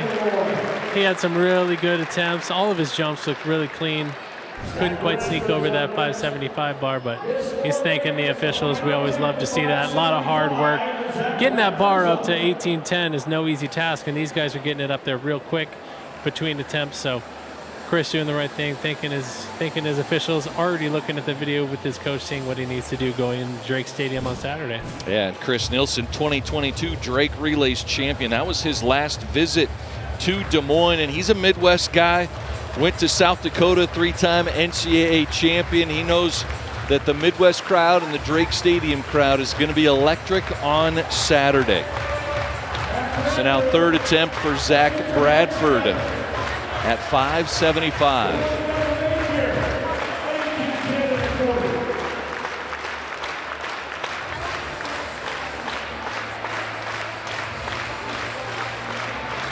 Third attempt for Bradford, the U.S. indoor champion this season, up and over.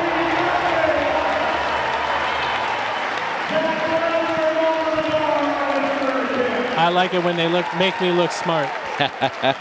Switch the pole, clear the bar.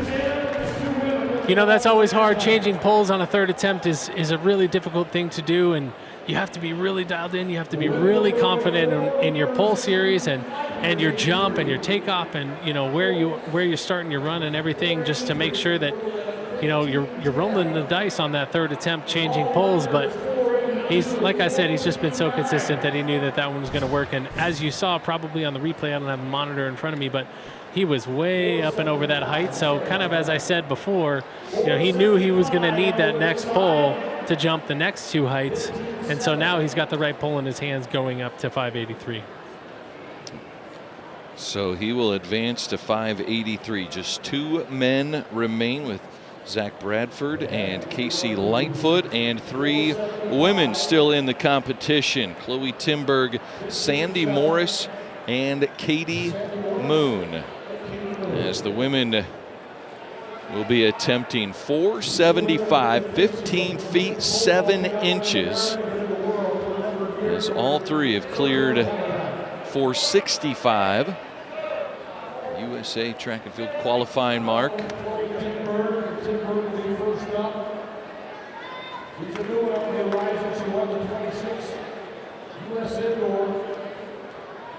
And so a clean pass at this height, Jeff, will give the women an opportunity to reset the mall record which is 482. If they pass if they clear 475, they will get an attempt at 483. Yeah, and between these three girls, this is kind of the three girls that I figured would be still in it at this height. And between these three girls, I feel really good about our chances of getting a clearance here and subsequently some jumps at that mall vault record. Chloe Timberg ranked 19th in the world. Sandy Morris number 2, Katie Moon number 1. All three in the competition here. First attempt, 475 and a bailout.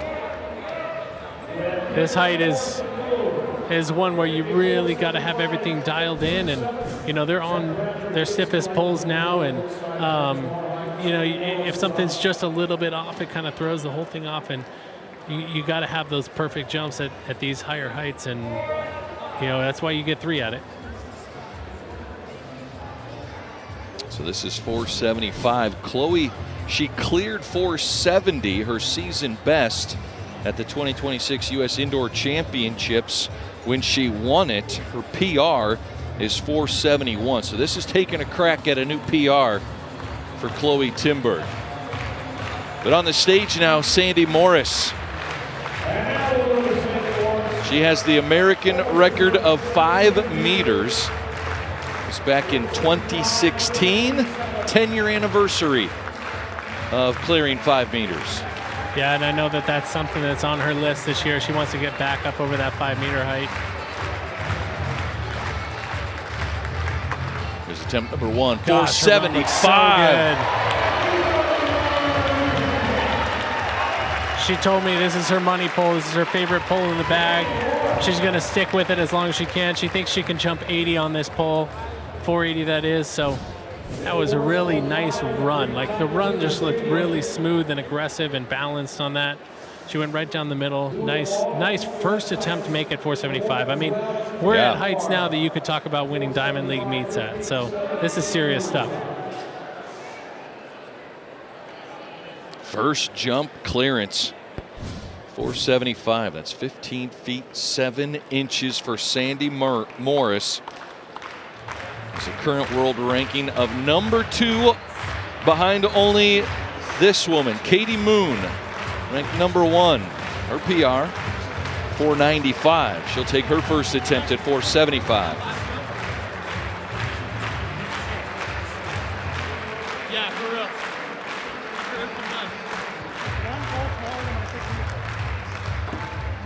Katie Moon's first attempt. Pretty close, just a little tickle on the way down. She's got to smooth out that takeoff. Hey, I got Zach Bradford here. Zach, pole change on the 3rd attempt. As a coach, not something we love to do. You feel okay about a pole change? I thought it was the right move, but is that something you typically do? No, it's not something I typically do. Usually you want to stay calm on the 3rd attempt and just keep everything the same, move standards a little bit. I talked to my dad, he's coaching me today. I said, do we go 80, same pole, or I go up pole and go 65? And he's like, you're not making it on that smaller pole. I said, all right, we're going up. And it's just, you got to trust the coach. As my dad known me ever since I started vaulting, you got to trust it. Yep. You got to trust yourself, and obviously made it work. So you're now on a pole. He said it was 1 pole smaller than what he jumped 6 meters on from 18 steps. And today he's on 14 steps. So, I mean, we're rolling.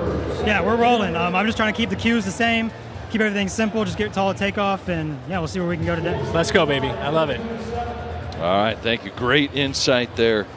And now we get ready for the second attempt by Chloe Timberg. This is attempt number 2 at 475, looking for a new PR. Second attempt. Oh, that was a closer jump.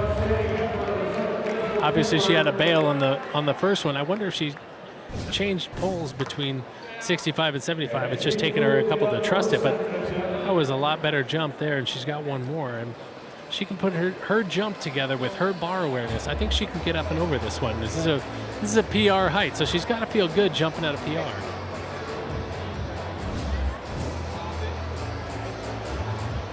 Anytime you get to attempt a PR, you're in a good space And Jeff, you're coach at the University of Northern Iowa. You have athletes hit PRs as well as college just getting into outdoor season. Carter Morton, one of your prized athletes there at the University of Northern Iowa, decathlon competitor, making a big jump in the pole vault recently. Yeah, Carter's done a really nice job. He just learned the pole vault in college, came with no knowledge of the event, and he's gone up to 17 feet, 520, which in the decathlon world is kind of all you need to do. So he's established himself as a really, really good pole vaulter in his own right. He qualified for the Drake Relays this weekend to jump in the college division. So he's done an amazing job in the pole vault, and while learning 9 other events as well. So yeah, it's been fun. The assignment for any vaulters or aspiring vaulters, get dialed into this event here, as we've got some elite competition and athletes. Katie Moon, her second attempt at 475.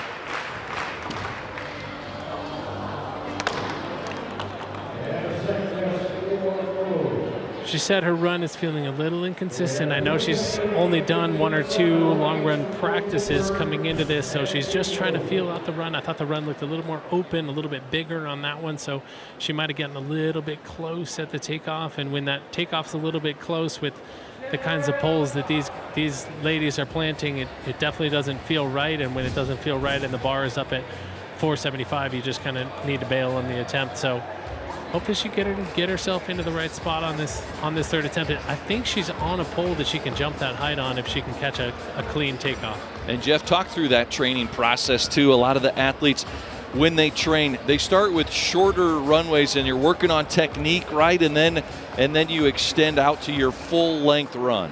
Yeah, that's right. When you're in a practice, a lot of times you'll use a shortened approach. It's less energy exerted, so you can take more jumps.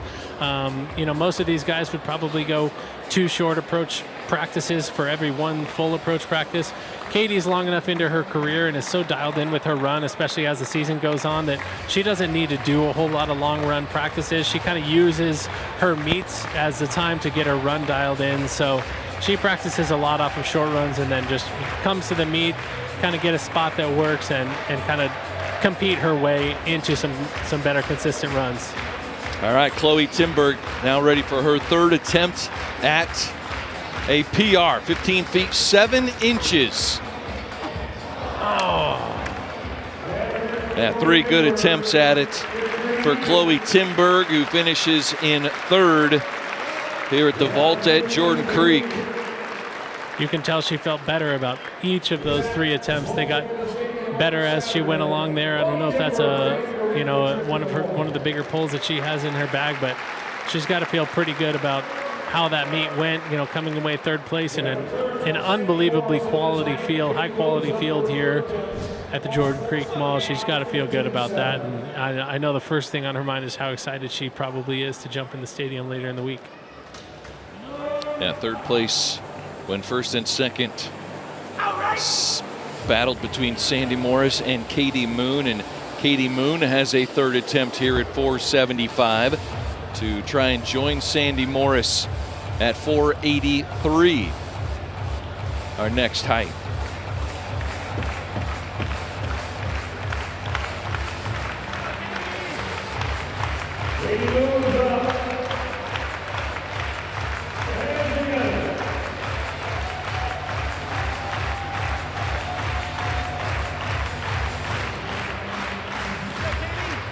Katie Moon competed at Ashland University, won 2 Division II NCAA titles, and just continues to explode through the professional ranks.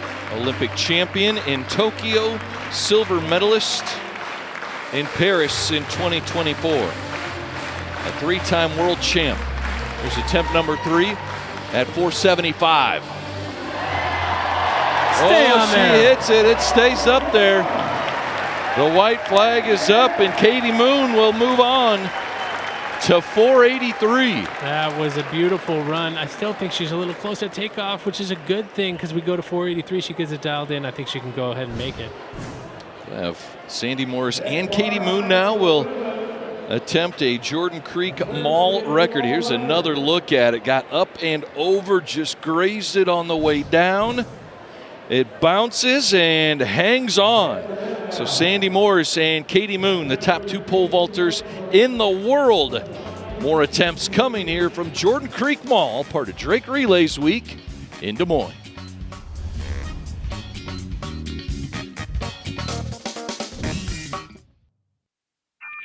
Years ago, the internet was barely a thing, but the beginning of everything. At Mediacom, we've been here, every single step, stride, and slide along the way. And for as much as the internet has changed, we've changed.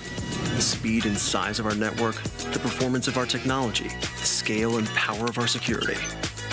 Investing in the growth of our communities, and keeping you ready for what's next. See you there.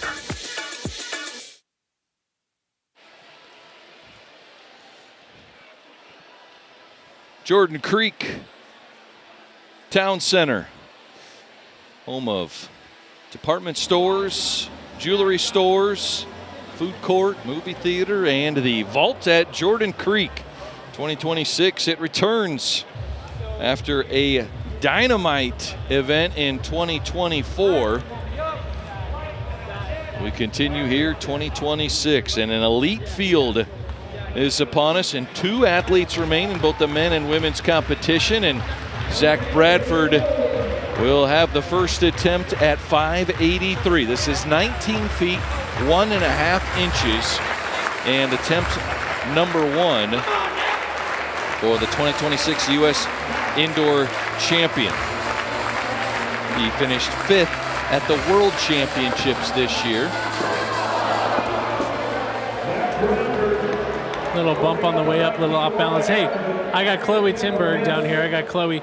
Chloe just exited the competition at 475, and Chloe, you're jumping at a PR at the end there. Yeah, and tell me about how your competition went today and how you felt about it.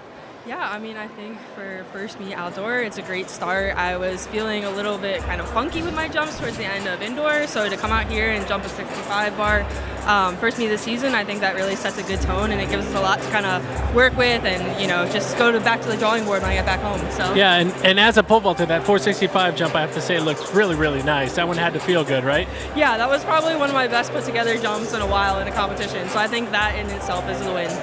Okay, good. And as far as your poles and your equipment and stuff, you think you're on poles you can jump pretty high on right now? Yeah, so that's actually something that we're working on, or I'm working on with my coach, is getting to those bigger sticks. Right now I'm on 430 poles, they're 14-foot poles, so long term we want to try and get to the 14.7s. And I think it's kind of meets like this where I feel really confident in my run and I'm hitting big poles that's going to help contribute to that transition in the long run. So yeah. Well, for you guys at home, 14-foot poles jumping over 15 feet, 8 inches down in the box, so you're probably holding 13 feet effectively, jumping 15.3, pushing over 2 feet. Incredible, right? Yeah, exactly. Yeah. So, awesome job. Congratulations. And jumping later in the week in the stadium as well. Yeah. Excited? Saturday. I'm very excited. It's my first time here, so. Well, welcome to Des Moines. Thank you for being here. Congratulations. Great job, Chloe. Way to go. All right. Thank you very much, Jeff. As Casey Lightfoot gets ready for his first attempt at 583.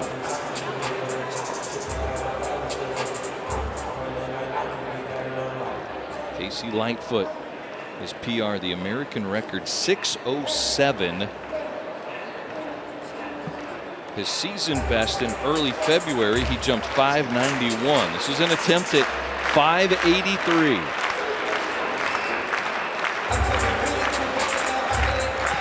And Jeff, watch his pole. As his pole goes up, I notice he nearly hits the ceiling as he begins his approach here at Jordan Creek Mall. Yeah, I mean, I don't know what to say. You just can't really, you can't replicate it. It's incredible. I mean, again, probably the only thing on the back of their minds is not to get too hyped up and gas it too hard out of the back. You really got to stay relaxed because there's so much energy. Casey Lightfoot off really to the close. Right and really close. Just about had it. You can tell he's kind of standing in the pit just a little confused. He was like, I didn't feel like I touched that hard. But you always like one that's close like that and then he just barely grazed it on the way over and the way through. It's an easy adjustment as a pole vaulter to get yourself to basically not travel quite as far into the pit. That's an easy adjustment to make.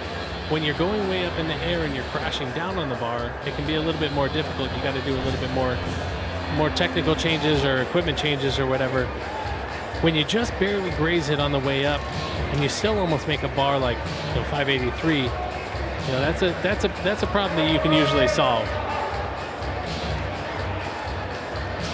Casey Lightfoot talking through his first attempt at 583 as Zach Bradford gets ready for his second attempt at 583.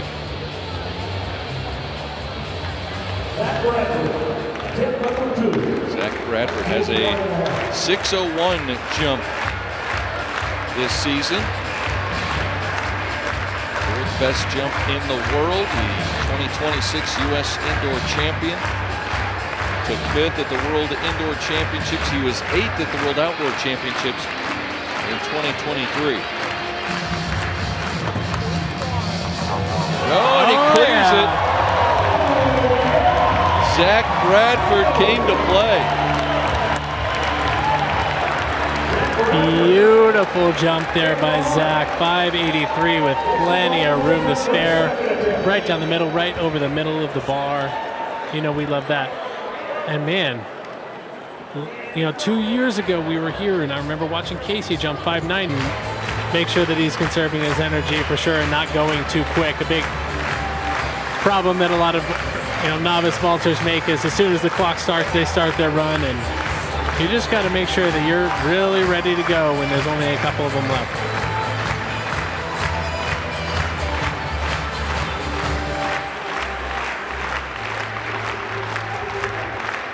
Casey Lightfoot, world ranking number 14 in the world, 26-year-old. Down to 10 seconds he starts his run. He knows what he's doing. Second attempt at 583. Has to bail out of it. That was a pretty good jump.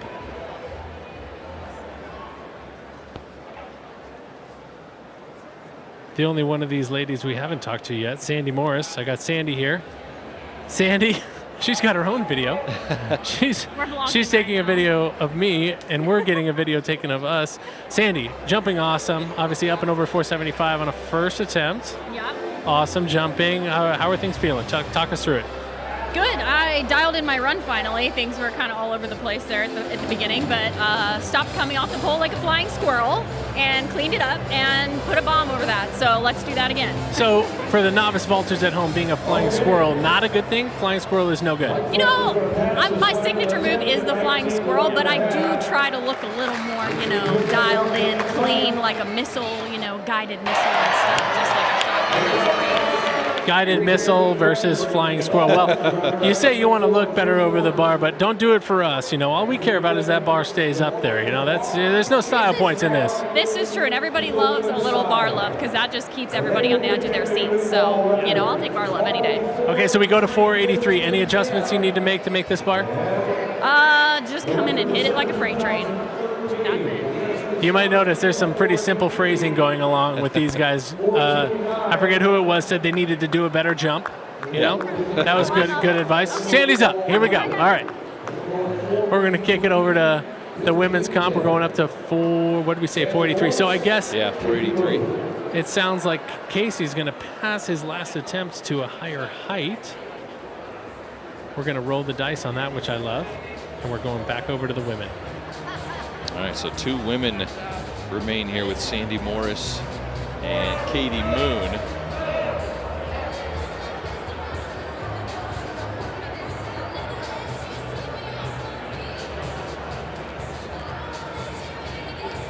So Sandy Morris, this would be a mall record as well, 483, which is 15 feet 10 inches. The mall record, 482, 15 feet 9 3/4 inches.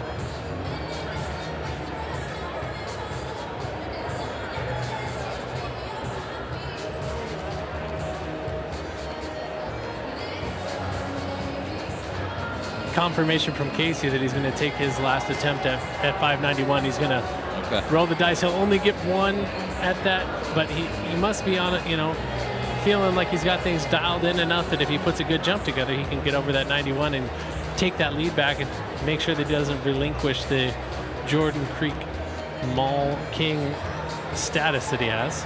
All right, we're going to recap our competition here so far as we await Sandy Morris's first attempt at 483. We go all the way back to Matt Ludwig, who takes 6th place on his 3 attempts at 535. Annika Newell of Canada 5th in the women's competition. And Jacob Wooten unable to continue. He'll actually finish 4th based on clearing 550 cleanly. Cole Walsh 5th place as he cleared 550 as well. Back to the women's side. Emily Grove 3 clean jumps at 435, 445, and 455. Chris Nilsson 3 clean jumps to start and unable to get up over 475. And then Chloe Timberg, who cleared 465, attempted a PR bar of 475, unable to get up and over. And so we have 2 women remain and 2 men remain. Sandy Morris, as you see here, set for her first attempt of 483. On the women's side, it is world number 1 versus world number 2. Sandy Morris, number 2, and Katie Moon, number 1. Battling for honors of the vault at Jordan Creek title here, all part of the Drake Relays. World number 1 versus world number 2 at the Jordan Creek Mall on a Monday. You gotta love it. This is what Drake Relays Week is all about. This is what brings the athletes back. This is what brings the fans in. It's just so cool to see this kind of a showdown in the pole vault world. This is the stuff you dream of. Sandy versus Katie. I mean, this is the World Championships final, the Olympic final, in front of a bunch of clapping, screaming fans in Des Moines, Iowa. It's pretty cool. Sandy Morris, Olympic silver medalist in 2016.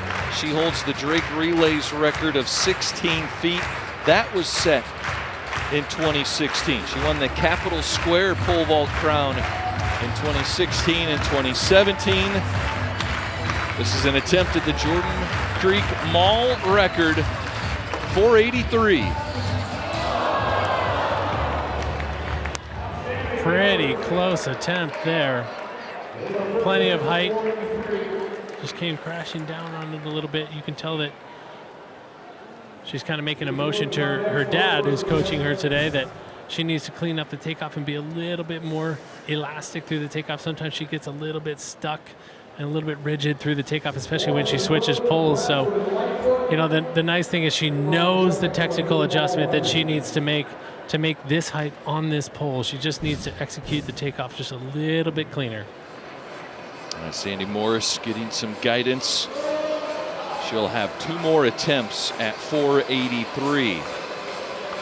And her competitor Katie Moon has 3 attempts of 483 remaining. This is her first attempt. An Olympic champion, a gold medalist in 2021 in Tokyo, a silver medalist in 2024.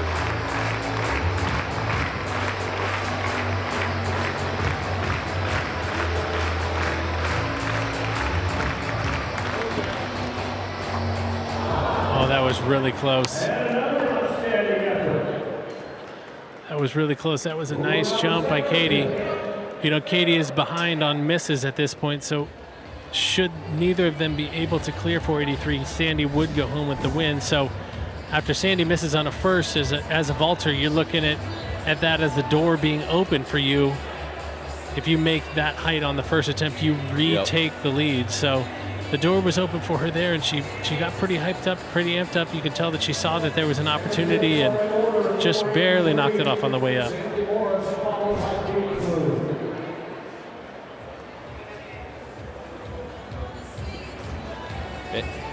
And Jeff, we talked about how these athletes want to see their competitors do well as well. It only elevates the sport of pole vaulting even more when you have big performances in fun environments just like this. Yeah, no, absolutely. I mean, this now is a height that you would expect to potentially get a medal at a World Championships or an Olympics. Kind of that 83 to 85 range is definitely the medal heights. And so now we're in a territory where, you know, either of these girls go over this bar, and they've certainly earned it, and they know that the other one of them had a fantastic day and that they just had a better one. So this is now teed up for both of these girls to go ahead and snatch a win on a day that both of them are jumping really well.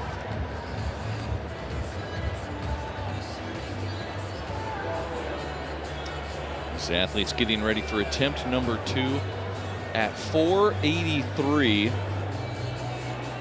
And I'm being handed a note. The indoor world best here in 2026 right now is 481, which is 15 feet 9 1/4 inches by Eliza McCartney of New Zealand.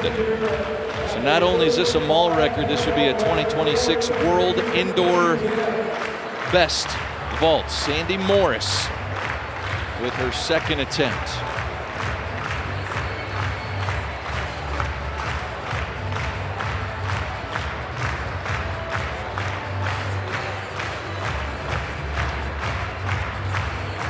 Remember, Jeff, we talked about the prize structure of this, a $1,000 bonus if you go beyond the existing event record.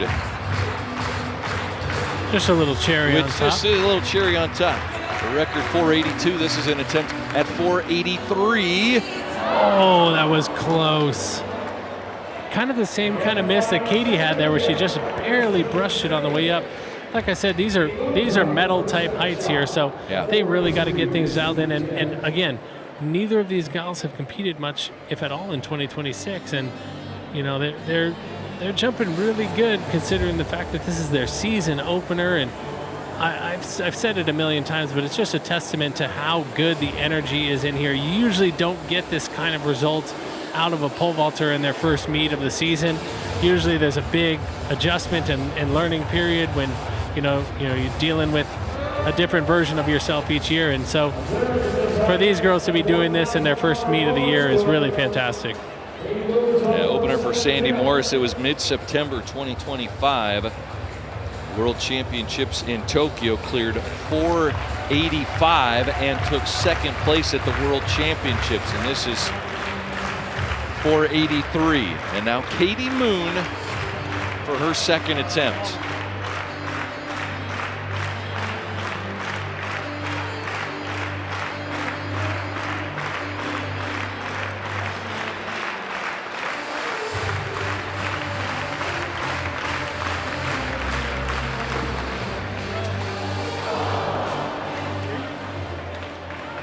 Another close one.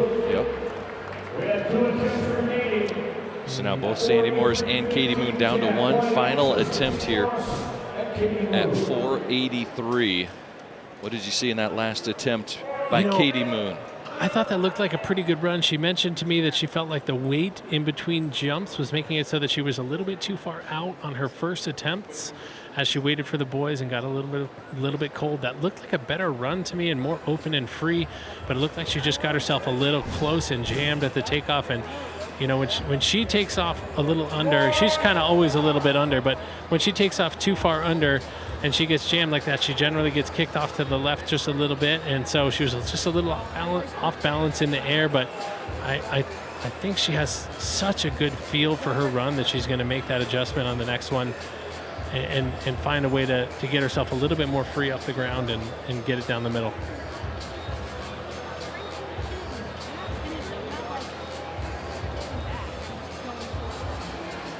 So she's feeling like she's kind of falling out at it a little bit, not finishing the jump, but we don't want to bother her too much. But what's the thought on the third attempt? Just like actually cranked to the shin, so I'm getting into it well, but then I'm just getting excited and want to go out and clear the bar. I need to just drop under, get back, and go up past the bar. So just kind of trust it. Know that the bar's going to be a little bit far away and just go anyway, right? Just be a good pole vaulter, which doesn't always happen. So. That's 3 for 3 on really good phrasing and good simple stuff. We've had a jump better and hit it like a freight train and be a good pole vaulter. These are the thoughts that are going through these guys' mind. That just shows you how dialed in they are. They just need to keep it simple and get in the flow. So 483 is the height for Sandy Morris and Katie Moon, as they both have one final attempt at 483 for an indoor world best in 2026 and a Jordan Creek Mall record.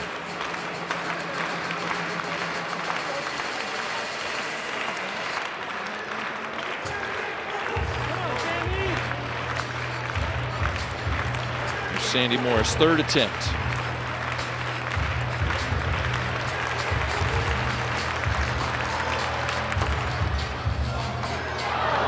Looked good. Sandy Morris, though. Definitely her best jump of the day, and sometimes in the pole vault world that can lead to a miss. The pole just got a little bit soft and she just bumped it on the way up. That was definitely her most free run and takeoff of the day, and then because of how well she executed that, the pole just got a hair soft.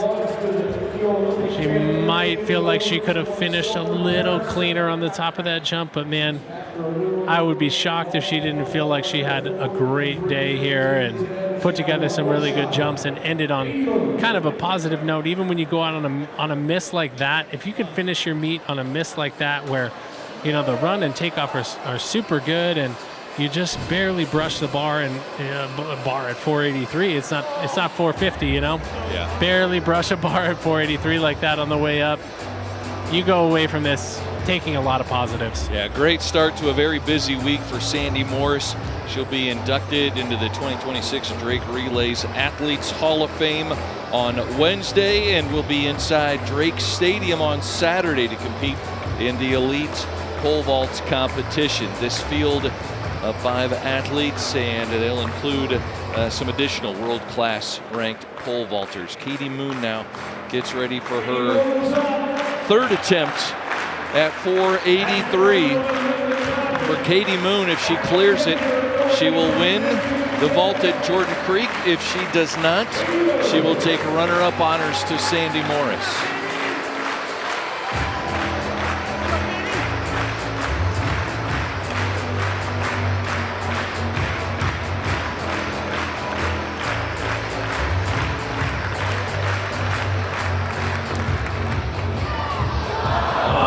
So close. Truly, the announcer just said it, but what he said is true. That were 6 amazing jumps at that height. Yeah. All 6 of them were really close and could have stayed on, so I feel like she's gonna do the same as Sandy, walk away feeling like that was a really, really positive meet, and she's got a lot of good things to take away from that. All right, so Sandy Morris gets the win at the vault at Jordan Creek. Katie Moon, runner-up honors. Excellent pole vaulting happening in Jordan Creek. 6 great attempts there at a bar 483. That is 15 feet and 10 inches. We'll be back with more of the 2026 vault at Jordan Creek, all part of the Drake Relays. Dear future, we're on a mission to make small-town America bigger than anyone ever dreamed. We know you're coming for us fast and that you can easily change the tech game overnight. That's why at MediaCom, we're always pushing the limits, increasing speeds, improving reliability, working around the clock to monitor the health and security of our network. We're on a mission, and we'll do whatever it takes to make it happen. Sincerely, MediaCom. Power to get the job done. Technology to make it easier. Tried and tested quality to keep you moving forward. The only thing left to add is you. Then you'll understand how life is better on a Honda. For Honda ATVs, Hawkeye Motorworks in Davenport. HawkeyeMotorworks.com. Drake Bulldog fans, track and field fans, I'll get a little extra shopping in. Pole vaulting at the Jordan Creek Town Center as the women's pole vault field concludes with Sandy Morris, world ranked number 2 pole vaulter, holds off Katie Moon, top ranked world pole vaulter, as they attempted 483. And great starts to their season. And a busy week in Des Moines. Both athletes will be vaulting on Saturday inside Drake Stadium at the Drake Relay. So now Zach Bradford will take the first attempt at 591. Bradford with a world ranking of number 9 in the pole vault.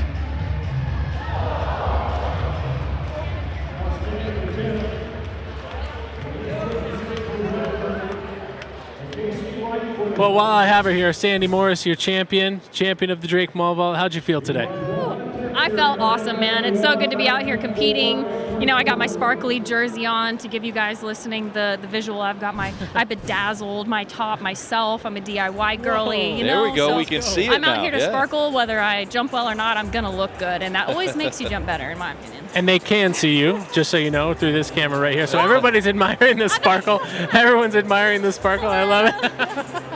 All right. So went out at 483, made 475. Season opener, that's pretty solid, right?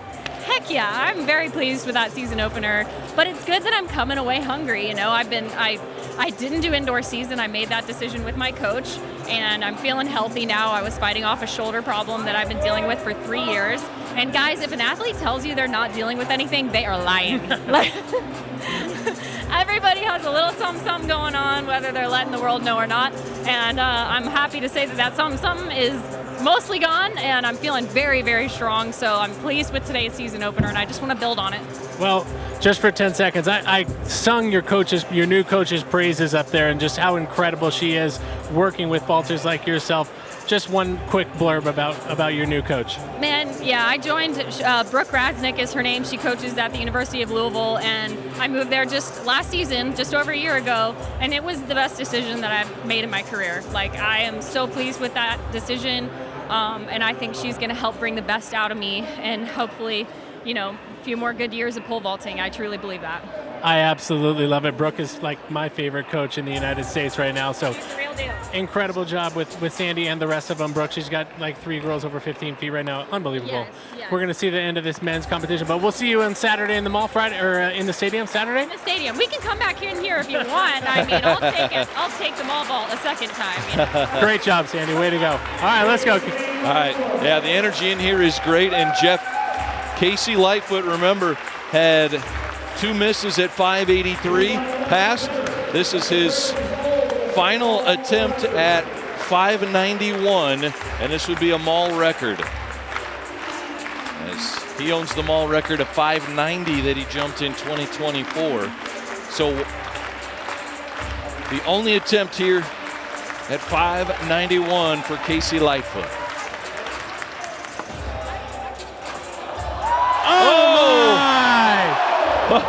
Oh, he had to have it, and he delivered. He takes the gamble, and it pays off. Rolls the dice, and they come up 6s. You gotta love that. Past that 3rd attempt, waited 15 minutes, comes down the runway, boom. King of Jordan Creek Mall. He's trying to hold on to that title. 591, incredible, what a jump. Gave it a little tickle on the way up, little tickle on the way down, just like you want to, and stayed right up. Here's another look, and man, the excitement after he cleared that one. Yeah, he was fired up, you know. That goes down as a first attempt, make it 591. So technically now with Zach sitting on a miss, even if he makes this, he's behind on the scorecard. So Casey knows he just forced Zach to jump even higher than this if he wants to come away with the mall vault crown. So 591 cleared by Casey Lightfoot. That is 19 feet, 4 3/4 inches.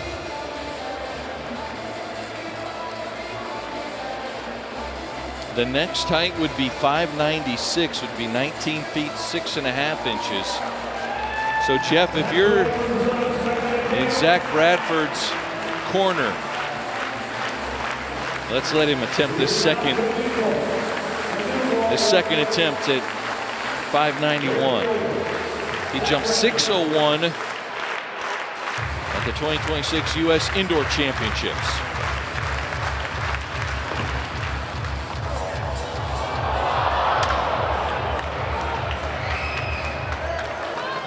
Everything he could do to leave that one up there. You can tell he wants it.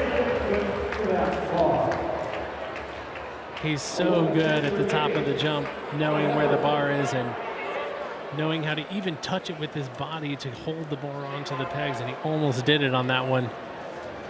That was a really close jump.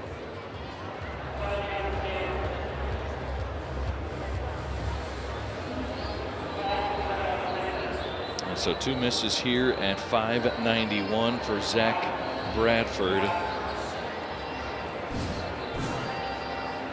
As we get another look at it,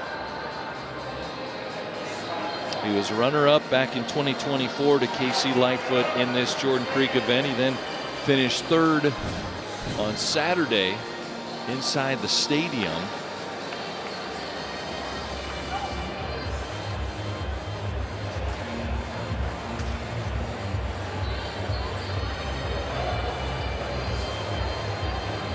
So 3 minutes on the clock now. 3 minutes on the clock, and he's probably going to try to use all of it. Make sure that he's getting ready for the 3rd attempt.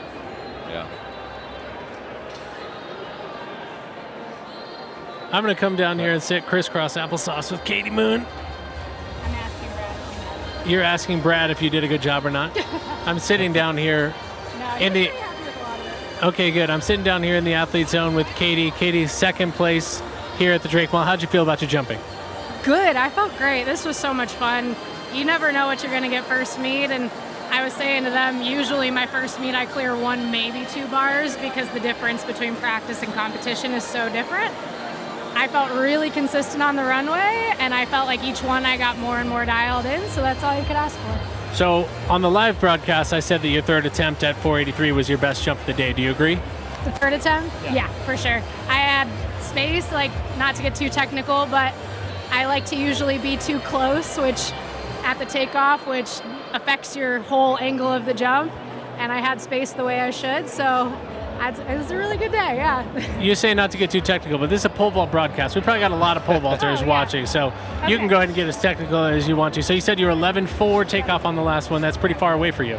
Yes, so in a perfect world, I probably want to be closer to 12, but considering like most of my life, I'm inside 11. Like I've seen Katie make a lot of high jumps from 10.10, I'll tell you that much. So the 11.4 is pretty good. I think, yeah, so to feel comfortable with the space and to jump through it, like, it's a good day. All right, well, I'm going to see if my old knees will let me stand up again, but great job. Congratulations, Katie. Thank you. All right, thank you very much, Jeff. Zach Bradford, his 3rd attempt here at 591, already cleared by Casey Lightfoot on his 1st attempt.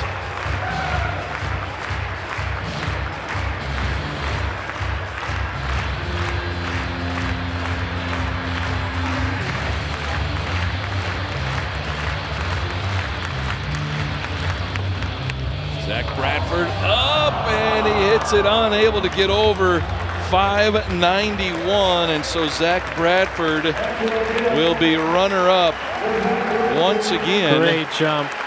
Another really good one by Zach. He's got to feel really good about that, especially off of a little bit of a shortened approach, trying out some different pulls from that short approach and almost leaving up 591.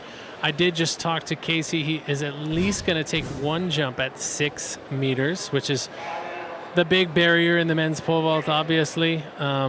Casey, already a member of the 6 meter club, but anytime you go over 90, you know, he kind of looked at me and said, I got to at least take 1 at it. So we'll see what we get. We'll see if he can put a close one on it and talk him into a couple more, but that 6 meter bar is a big one. All right, Casey Lightfoot already your vault at Jordan Creek champion and has a mall record, and he will attempt 6 meters when we come back. More the Drake Relays vault at Jordan Creek after this.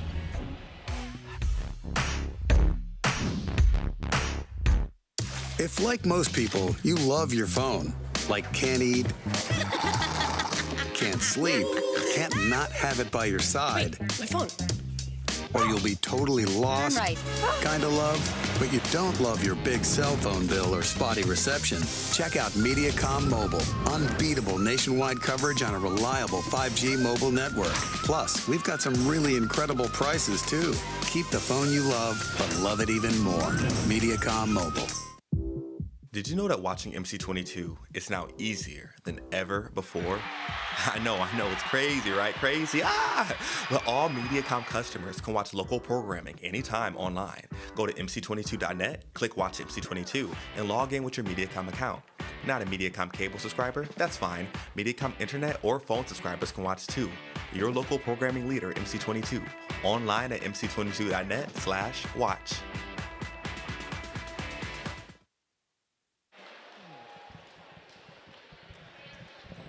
Welcome back to the 2026 Vault at Jordan Creek. Drake Relays Week in Des Moines, and a world-class pole vault setup and competition happening inside Jordan Creek Town Center Shopping Mall. As Sandy Morris, who's going into the Drake Relays Athletes Hall of Fame this week, is your winner of the 2026 Vault at Jordan Creek. And the men's division, Casey Lightfoot defends his crown from 2024, wins it in 2026 as he cleared a new Jordan Creek Mall record, 591. That's 19 feet, 4 3/4 inches. And he will have an attempt at 6 meters coming up. And Jeff, you talked to him, you said he's at least gonna take a crack at 6 meters at least once. Is that what you heard? Yeah.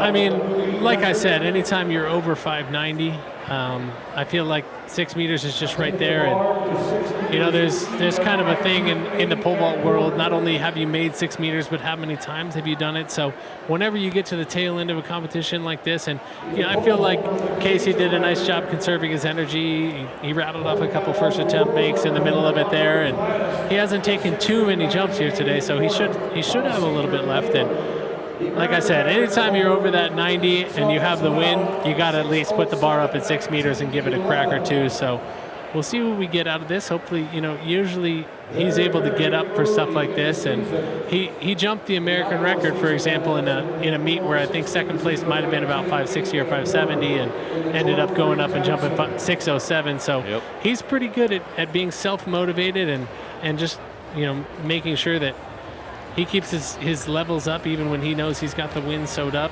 And I know that this crowd will help him to do that as well. Well, and you don't always get great opportunities with an awesome, energetic environment to take an attempt at 6 meters and to convert it for everybody listening at home. Casey cleared 591. That's 19 feet, 4 3/4 inches, 6 meters. He's bumping up to 19 feet, 8 1/4 inches as he attempts a 6 meter bar.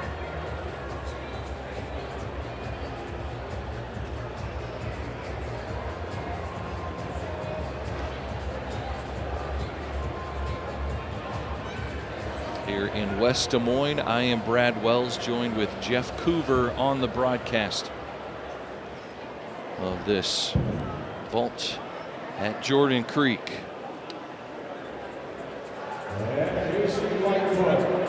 Champion for both the men and women, earning $1,500. And Casey,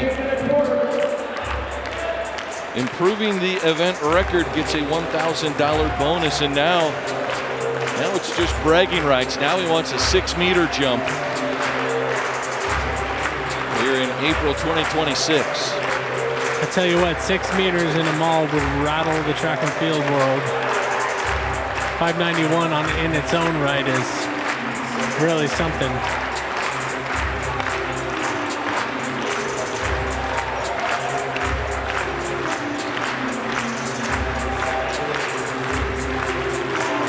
Casey Lightfoot uses all of the runway available here.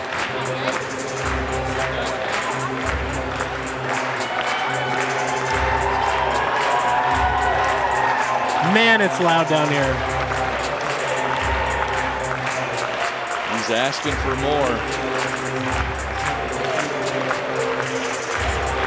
There we go, 6 meters. Oh my goodness, that was close.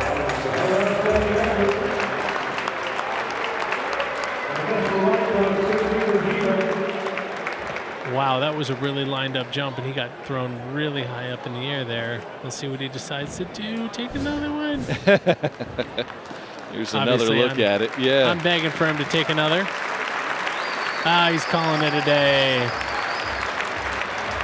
You know, sometimes that's the right move. Obviously, selfishly, I want him to take another one, but man, that was a close attempt at 6 meters, and he can walk away from here right now healthy with the win, with the mall vault record, and with a really good attempt at 6 meters. Oh, they're putting the bar back up now. Right when I think I know what's going on, they're putting that bar right back up.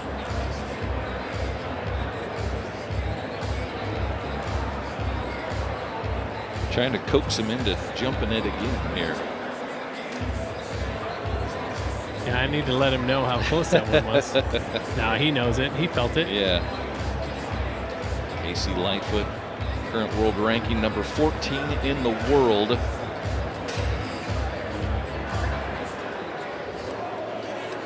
He's returning to Des Moines on this event 2024 and now. And let's go back to Sandy Morris. Take a look at her winning jump, 475. Sandy Morris, this was her first attempt.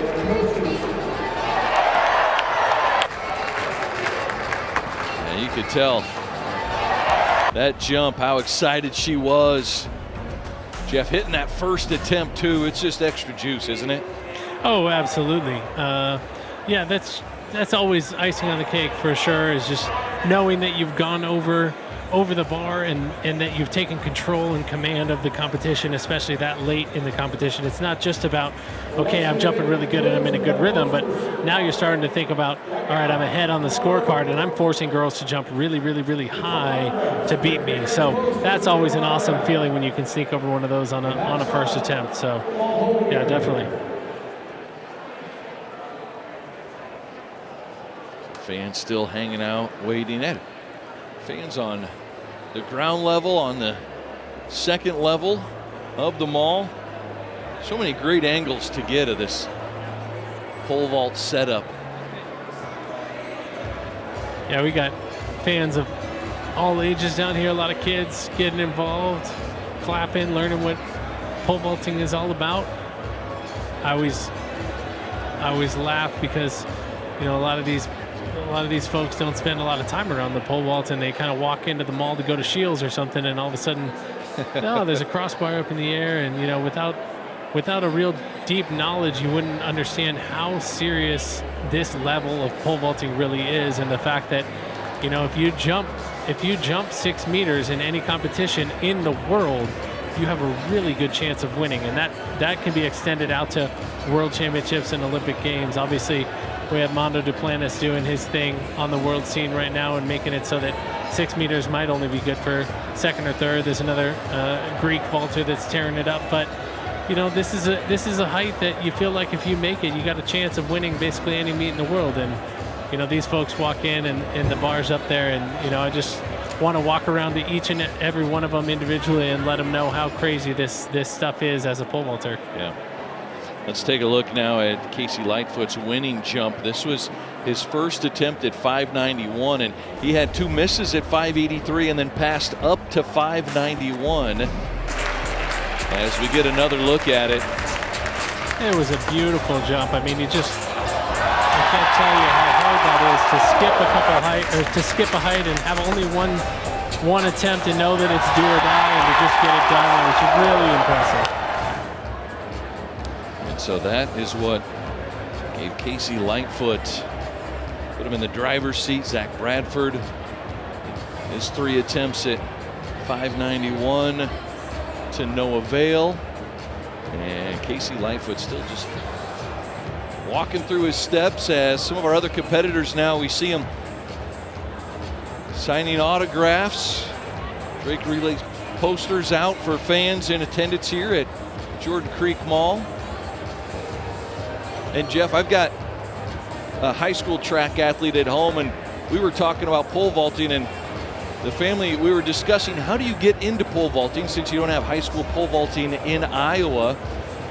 It could come from former gymnasts. It could just come from track athletes, sprinters, jumpers that just give it a try when they get to the college level. Yeah, and on the women's side, you do get a lot of former gymnasts that either, grew out of gymnastics or just, wanted to try something different once they got to high school. A lot of the lady pole vaulters have a gymnastics background. Not all of them. Sandy doesn't have any gymnastics background at all in her. So they come from all walks of life for sure. On the men's side, usually you get the risk takers, the bungee jumpers, the skydivers that end up out at the track team, and maybe the track coach knows that they have a skateboarding background or something and says, hey, why don't you go over there and try the pole vault? And that's kind of how we find our way to the pole vault. But anybody that's interested, even in the state of Iowa, we run a little pole vault club up in Cedar Falls, the Panther Pole Vault Club, and we want to get people involved in the sport. Even though there's no high school pole vault here, we want to get people involved and get kids involved. So definitely look to reach out if you're interested in getting your kid involved in the sport, because there's just nothing like it. All right, Casey Lightfoot's on the runway. 6 meters is the bar. That's 19 feet 8 1/4 inches.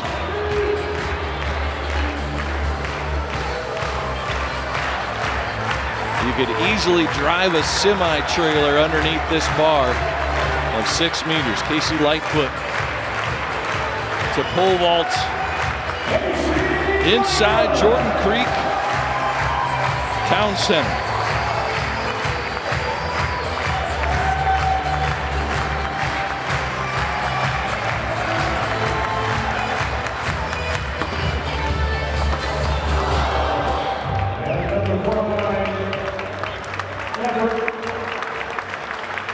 That's his second miss, and Jeff, it looks like he's contemplating that third attempt, right? Yeah, I think he's thinking about it. That's one that you'll kind of scratch your head over, because that was a really good run and good takeoff, and then he hit it pretty hard on the way up. And in the pole vault world, that means, you need to add a little bit more grip on the same pole or go to a stiffer pole. And, with these guys, usually what they're thinking is, well, if I can get a bigger pole to work, I might be able to go up and over that height. So that was one where, you hit it on the way up. Usually that's a sign that was a really, really good run and takeoff. He's carrying a lot of speed through the takeoff into the pole. And so now I would assume that in his head he's thinking, well, if I'm running that well and I'm taking off that well and that pole feels that easy, if I can hold a little bit higher on that pole, or if I can, switch poles to a little bit stiffer one, I have a real chance of making this height. So, you're 2 down now. It feels like a lost opportunity if you don't take that third one. So I'm not, I have no crystal ball, but I feel good about the fact that he's probably going to take a run at it on a third. Yeah, definitely looks like he's got that in mind. We're going to step aside. We will come back more from West Des Moines, Iowa, as the Drake Relays Week just getting underway here in the Des Moines metro area.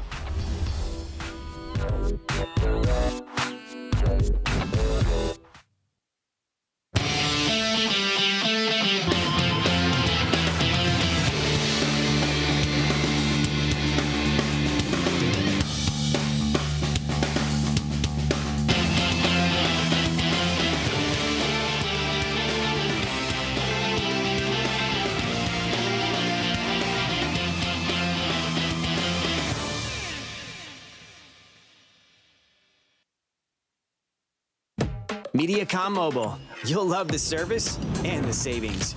Unbeatable nationwide coverage. Unlimited data. Unbelievably affordable. Switch and save 30% or more over the top 3 mobile providers. Get unlimited mobile for just $40 per line per month. Bam. No hidden fees, no contracts. Switching is cake. Keep your phone, keep your number, everything you love, except the big bill. Mediacom Mobile. Call or shop online. Autographs being signed. You see Sandy Morris, the women's champion of the 2026 vault at Jordan Creek, as autographs for some happy fans here in West Des Moines. And Casey Lightfoot, the men's champion, is going to have a third attempt at a 6-meter bars. He cleared 591, a new Jordan Creek Mall record. Broke his own record. He hit 590 back in 2024. And it's the start of a fun week at Drake Relays events. The Grand Blue Mile is on Tuesday, and shot put competition Wednesday inside the Drake Fieldhouse. That starts at 6:30 right here on MC22. And Jeff, on Saturday too, for the Drake Relays, competition will crank up even more when we go inside Drake Stadium. Two-time Olympian and World Outdoor Champion Sam Kendricks will make his Drake Relays return. He'll join the field for the outdoor competition. He ranks #1 in the U.S., 6th in the world. As you add Kendricks to this incredible field of Casey Lightfoot, Chris Nilsson, and Zach Bradford, and we will have one heck of a competition coming up on Saturday.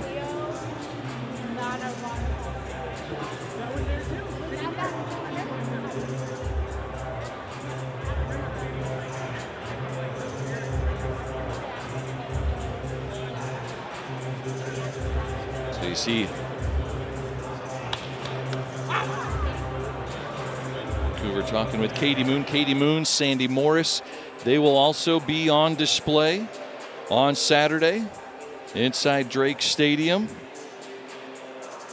It'll be in addition to more world-class athletes. Tori Thomas, Jessica Mercer, Maddie Wolfcotter will get added to the field. For the men, Sam Kendricks.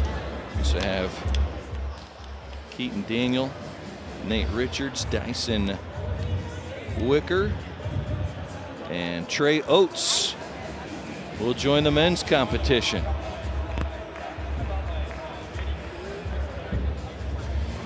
So Jacob Wooten took 4th here at this Jordan Creek competition, with Chris Nilsson finishing 3rd. He cleared 565. Zach Bradford cleared 575 and 583, but Casey Lightfoot clears 591 and attempting 6 meters.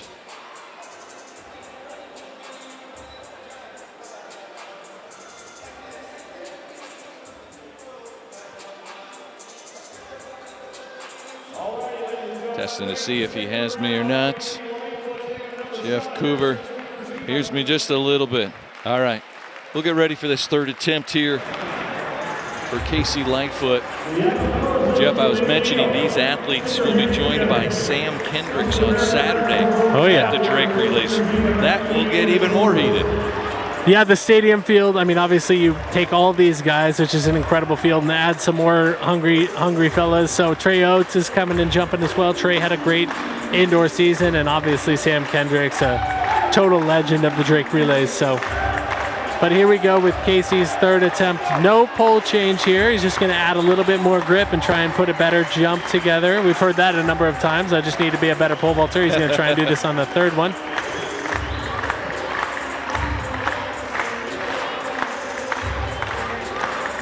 Getting dialed in.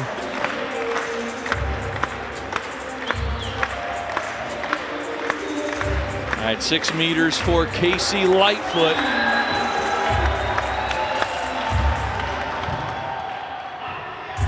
Oh my. Hey, 3 great efforts by Casey Lightfoot. And man, what a fantastic showing by these elite athletes here in West Des Moines, Iowa. Jeff, it was a pleasure. Man, another dynamite vault at Jordan Creek. Yeah, you know, as a pole vault fan, it doesn't get any better than that. 3 great attempts at 6 meters. That 3rd one was incredible, way up in the air and landing on it. I mean, he's got to feel really good about that. Unbelievable pole vaulting. It was a pleasure to be with you, Brad, as always. And yeah, it's just such a cool event, and I'm so glad that the people of Des Moines get to experience it. All right, he is Jeff Coover. I am Brad Wells, and Casey Lightfoot is your champion at the 2026 vault at Jordan Creek, clearing 591. There's the women's results with Sandy Morris Taking the title, Katie Moon, runner-up honors, both clearing 4:75. Chloe Timber getting an attempt, 3 attempts at a PR. Casey Lightfoot, 5:91. Besting Zach Bradford, who cleared 5:83. Chris Nilsson clearing 5:75, your top 3. So for Jeff Coover and our entire crew, Pat Hurley, Bobby, Matthew, Lance, Kelly, Garrett, and Ben, I am Brad Wells. Thank you so much for joining us for the 2026 Vault at Jordan Creek, all part of the Drake Relays in Des Moines.